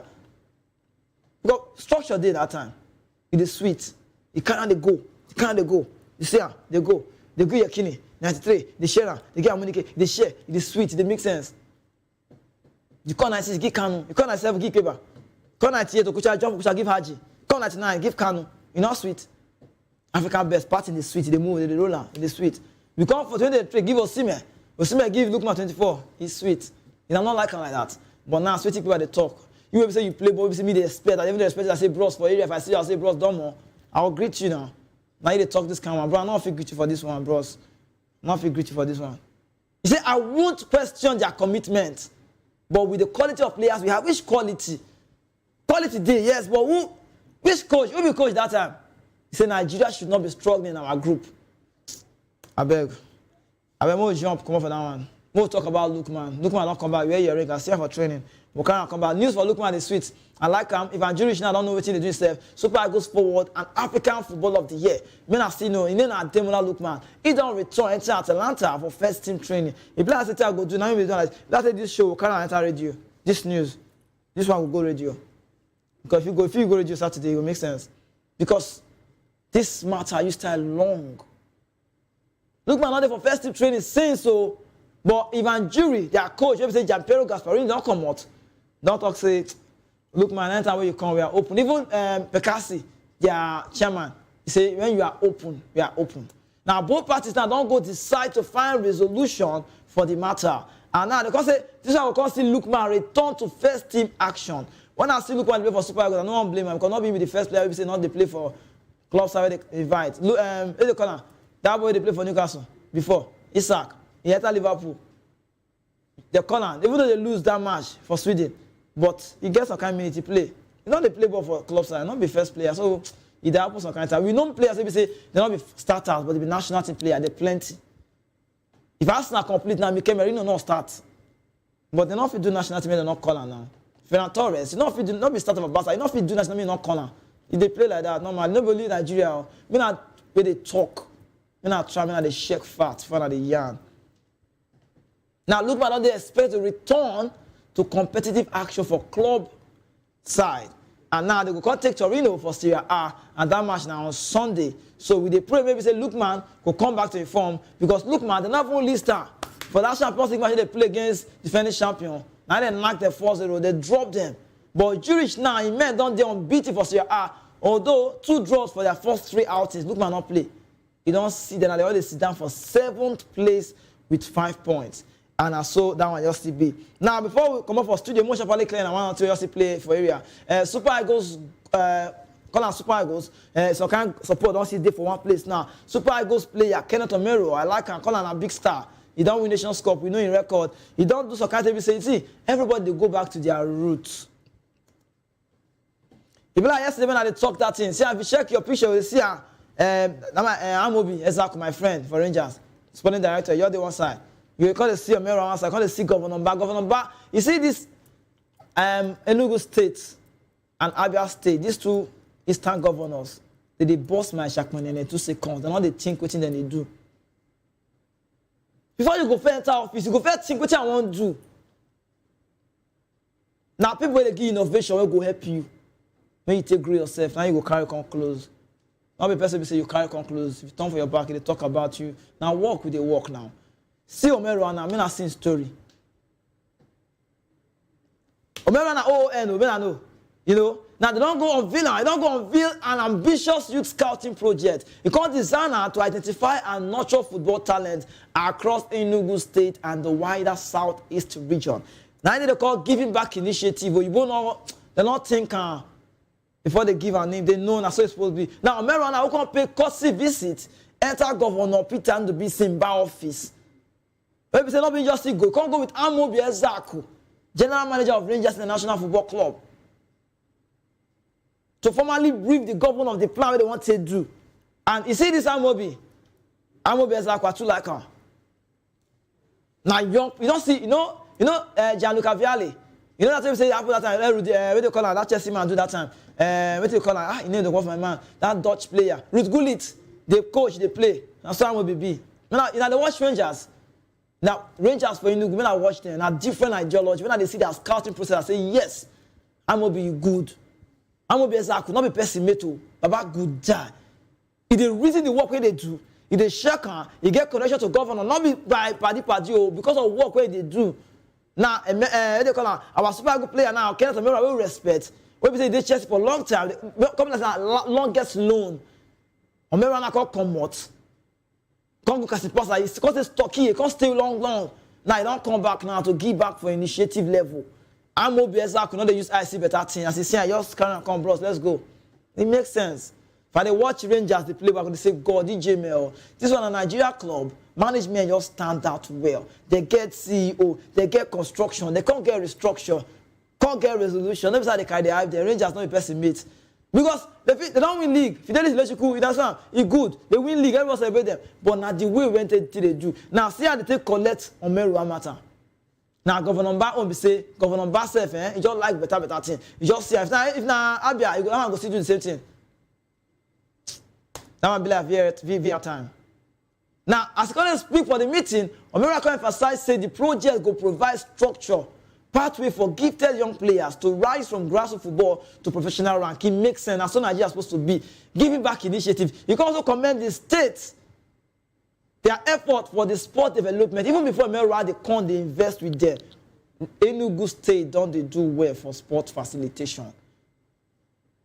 They get one of the most historic records for their club level. Rangers, we know them. Even Chukwu, Chris Chukwu, chairman. Now for that place, Amamata, they know the story. It makes sense. And the team call the me now, I say, Governor Ambassador, come when they support the vision, come even reaffirm in administration, come say they will give full support for the initiative. Come they describe and say this one are timely and transformative. Because they are showing Enugu State to say we will go remain committed We go strengthening grassroots sports. We go expand opportunities for people who say they do this work, for young athletes. And we can consolidate Rangers International Football Club as a beacon for pride for both state and the nation. Which kind of sweet news sweet past this one? The meeting, the meeting a fruitful meeting. This one makes sense. Enugu State, in Alon do well. I like the project that they do. Men I continue with they do it and they do for Southeast. Governor Bami, Kizike Abi, your number one fan. I like what you they do. Omeru Akari go. Ezaku, we don't know you before. You good for what you they do. Yes, now here we got match break, back full stop. Come on for the show for TV. And we will continue again when I come back for Monday edition. And that edition go and they call Sports Republic. When I come back, we'll talk some kind of matter. We go know whether people go sleep where they think the matter again. They can't talk again. Say, maybe just see the carry and they go. But I want to talk one thing if I come out. I talk one thing. I don't like what people do. I don't like them. Me, I don't like them. You know, I feel the one that say, why they talk, say, not like, I don't like them. Because I expect, you know, say we talk, you can't say we talk that time now, remember. We talk, say, who will talk that in that time? Come on, ex-intentional talk and tell. Don't we develop themselves when they collect the job? Not be clear eye, they will tell you go, Joseph, you will know most caps. You will not move now. Don't they do some kind because you need to develop yourself, personal development. Before we'll give you job, we'll first you don't fair do. If not like that, all the Flamini there, the for not that thing now. Because you dey play ball, you go to check what you want to do. You go to ask yourself a question, say, bros, you give me chance, I'll fit do this thing, I'll fit do one. Not be say even me now will be presenter, I not fit give you assurance, say, coach, I'll fit run, I not fit. JJ coach, I go do NFL president. If you even fail past this one, this one. Because you need to know the job. You don't know the job, you want to do it. You don't play like that now. You don't fit play. Because you need to know who and who you go put. Administration different from football. You play football, not me say you go do administration. You work on do administration, you can't help yourself. When they Xabi Alonso, you not sit there. When they work with Mourinho, they work with Carlo Ancelotti. They don't know their vision, say we want to do it like this. Our player, when they play, they don't have to take anything. Tomorrow now they'll say my best don't die. Maybe they can contribute money. They blame NFF. Not because they don't get their own for body. The others one, they also get their own for body. But self-development. Nobody they find a man alone reach me. I like him. I like him because he do work well. He did Saudi Arabia. I know they take on a Nigeria person or not. Now development. Olofenjan, I know he play for Wolves. No connection to Chelsea. But go check his record now. Get Chelsea connection. Now he's in charge of scouting for Nigerian African players for Chelsea. Now person's job be that. Tomorrow I talk say no. It's not doing it. Why? Men are fair helping ourselves. How person go help you? Now that way they talk about small. Say everyone help you allow you. If you not read, you not pass. If you not read, you not pass. That one clear. Because now person will say the old landlord, now they check calendar pass. You know? So enough they say, we'll make it to World Cup. How not? May they fair blame those NFL, may they own for Nika. Because now pocket money not they hand the thing inside. I won't come up for studio bag. This matter don't tire me. See, we got midday news they come in and come out. We just today here. They call them midday news and that one for 12 p.m. back. And when you're not that time, the show just to continue for where for stop. But for now, me not come out. I mean, I leave and I mean, I see the wash and they go. Now me be that man maybe say presenter when they wear jersey, talk and do, talk and do, walk and do, talk and see be. If you talk, you say. If you don't understand, oh join. I know they wear jersey, I don't get jersey. My name is Kizike. Make a stand up, come out. I don't come out. Now Friday edition. Monday we'll go see you now. Peace.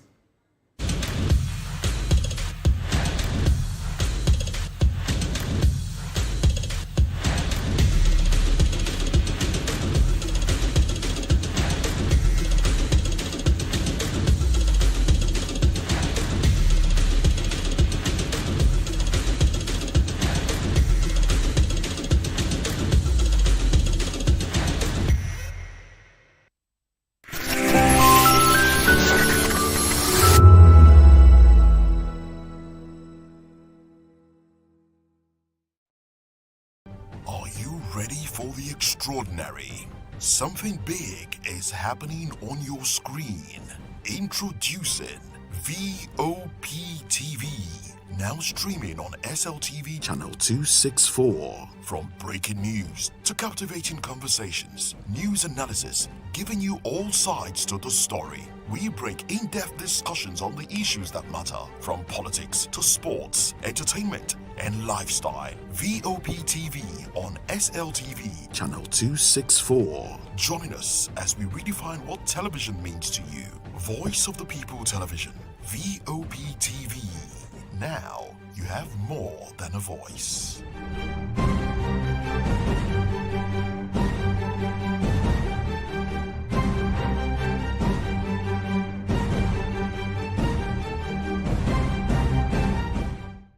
In a world where truth is the ultimate power and opinions scream the loudest, it's time to wade through the noise. Hunger no get tribe! Hunger no get religion! And scan the human interest and trending topics that matter. Stay tuned to The Issues, your plug to the stories making the buzz, from politics to science and technology, social justice, and more. Let's tackle the tough questions and expose the truth. The Issues, on Voice of the People Television, Mondays to Fridays, 8 to 9 p.m. The Issues.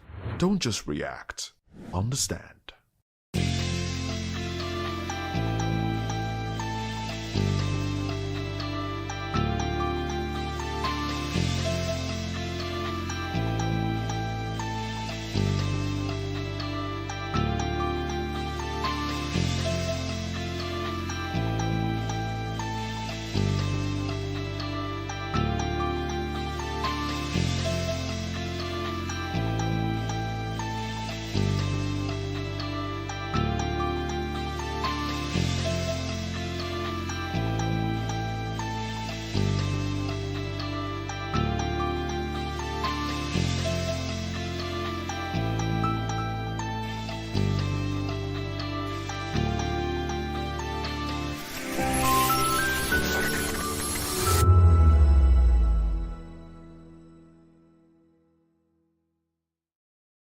This event, organized by the Correspondent Chapel of the Nigerian Union of Journalists, Lagos State Council, themed Journalism and the Fight Against Misinformation in a Digital Age, brought together media professionals, stakeholders and analysts to deliberate on misinformation as one of the biggest threats to journalism. Chairman of the Correspondent Chapel, Abraham Akpabio, highlighted the relevance of the Press Week, saying it provides an avenue for journalists to reflect on their role in the society and to fight against misinformation through responsible reporting and fact-checking. As practitioners, we need to check our facts once it comes from sources before we publish it.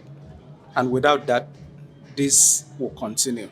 And I want to believe with what we've been taught, with what we've learned so far, this issue will be greatly checked in our society.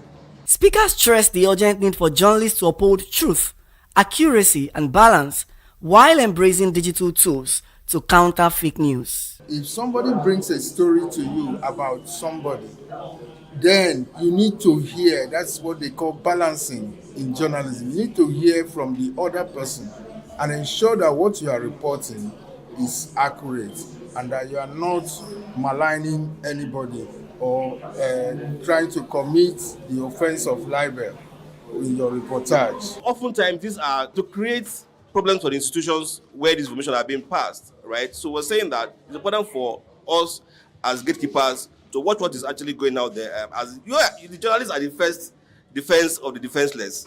It's definitely important for even journalists to also put a self-regulation in place that will enable the body to check this information before it becomes widely spread. You can't stop social media from operating, but when you get people who tarnish other people's image, who throw fake stories around, if you don't get them punished under the law and let others learn that no, you don't do this, because social media doesn't mean you should take laws into your hands and tarnish other people's image. It may continue. I think that's the only thing that can be done. Technology has made it so simple nowadays for you to be able to, on a click, Google that information, put it on the Google, and try to find out the authenticity of it. You discover you are not going to have any information about that. It will tell you that it's fake news or misinformation. And so everybody in the society, both small and great, has a duty, a role to play in trying to fight against misinformation in the society. When an information comes to you, or maybe when you discover something you wanted to report, you must verify it, you must confirm whether it's true or false. And if we'll be able to do so, we'll be able to stop misinformation. NUJ will continue to stand up as a pillar of truth in shaping integrity of information flow in our polity. Other members of the chapel also emphasized that journalists must continue to fact-check and resist the spread of false narratives, which often go viral faster than the truth. This misinformation is not from the journalists, it's from the people who call themselves bloggers. And who are these bloggers? These are people that hold their phones, taking shots everywhere, writing captions where they don't know the beginning of the story, despite they know where it will end. When we go to the side of the citizen, they should not be in a hurry to release whatever information at their disposal to the public. They should ask questions, although they are not professionals, but they should ask questions before they release such information. It could be detrimental, to the public if they just release misinformation. If you trust yourself, then you are able to forge ahead and know that what that person is telling you is the truth. But if you don't have the trust for yourself, you already are misleading yourself. So whatever comes to you, you are also giving it out the way it is because you don't know the truth. The event also featured the presentation of awards, recognition of supporters, and the unveiling of the Correspondent Chapel magazine, as journalists are charged to strengthen the profession and safeguard the public from the dangers of misinformation. Matthew Ugunswada, reporting for Voice of the People TV. Voice of the People, you can hear me now. My name is Patrick Doyle, and I wish that you continue to echo the voices of the people. Big up VOP TV. My name is Ibifa Dokobo. Please keep watching VOP TV. Hi, my name is Kwekumali Ikenda Onyekwena, and I am with the Voice of the People TV. Now, if you're looking for the veritable channel for information, politics, robust discussions, you don't need to go far. VOP has you. VOP will always have you. Thank you. Hi, my name is Patrick Diabwa, aka Ibani Chuka, Amayanabo the Eagle King, and you are watching VOP TV. Stay with us. 2564 is coming up on Burning 9, right? The 2564 Atlantic Tower. What happens in the hush behind hangar doors? Who signs the papers that gamble with lives? Which truths were grounded before they even ever had wings? If you've ever buckled a seatbelt at 30,000 feet, if you've ever stared out of that tiny window and wondered who's really in control of the skies, it isn't just flight, it's power, it's politics, it's pressure sealed in steel. We're peeling back the clouds from runway risks to sky-high secrets. We're diving deep where most dare not to look. Aviation Scope, every Sunday at 7 p.m. only on Voice of the People TV. We don't just report, we reveal. We don't just ask, we uncover. Because when it comes to the skies, ignorance is turbulence. Aviation Scope, the sky isn't the limit, it's just the beginning. And discover the rich heritage of continental gospel music and how this transformative journey has evolved and shaped cultures around the world. As we dig deep into archival treasures, feel the energy in our praise jam, Gospel Fusion on Voice of the People Television. Tune in this Sunday, 3 to 4 p.m. and be part of a transformative experience that uplifts and inspires. Join us as we explore the transformative power of gospel music and its ability to uplift spirits and unite hearts. Tune in this Sunday, 3 to 4 p.m. on Voice of the People Television. Gospel Fusion. Let's fuse our hearts in praise and joy.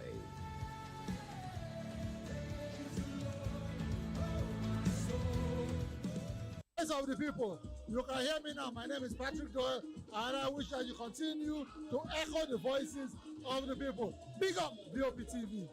My name is Ibifa Dokobo. Please keep watching VOP TV. Hi, my name is Kwekumali Ikenda Onyekwena, and I am with the Voice of the People TV. Now, if you're looking for the veritable channel for information, politics, robust discussions, you don't need to go far. VOP has you. VOP will always have you. Thank you. Hi, my name is Patrick Diabwa, aka Ibani Chuka, Amayanabo the Eagle King, and you are watching VOP TV. Stay with us. 2564 is coming up on Bunny 9 right. The 2564 Atlantic Tower. What happens in the hush behind hangar doors? Who signs the papers that gamble with lives? Which truths were grounded before they even ever had wings? If you've ever buckled a seatbelt at 30,000 feet, if you've ever stared out of that tiny window and wondered who's really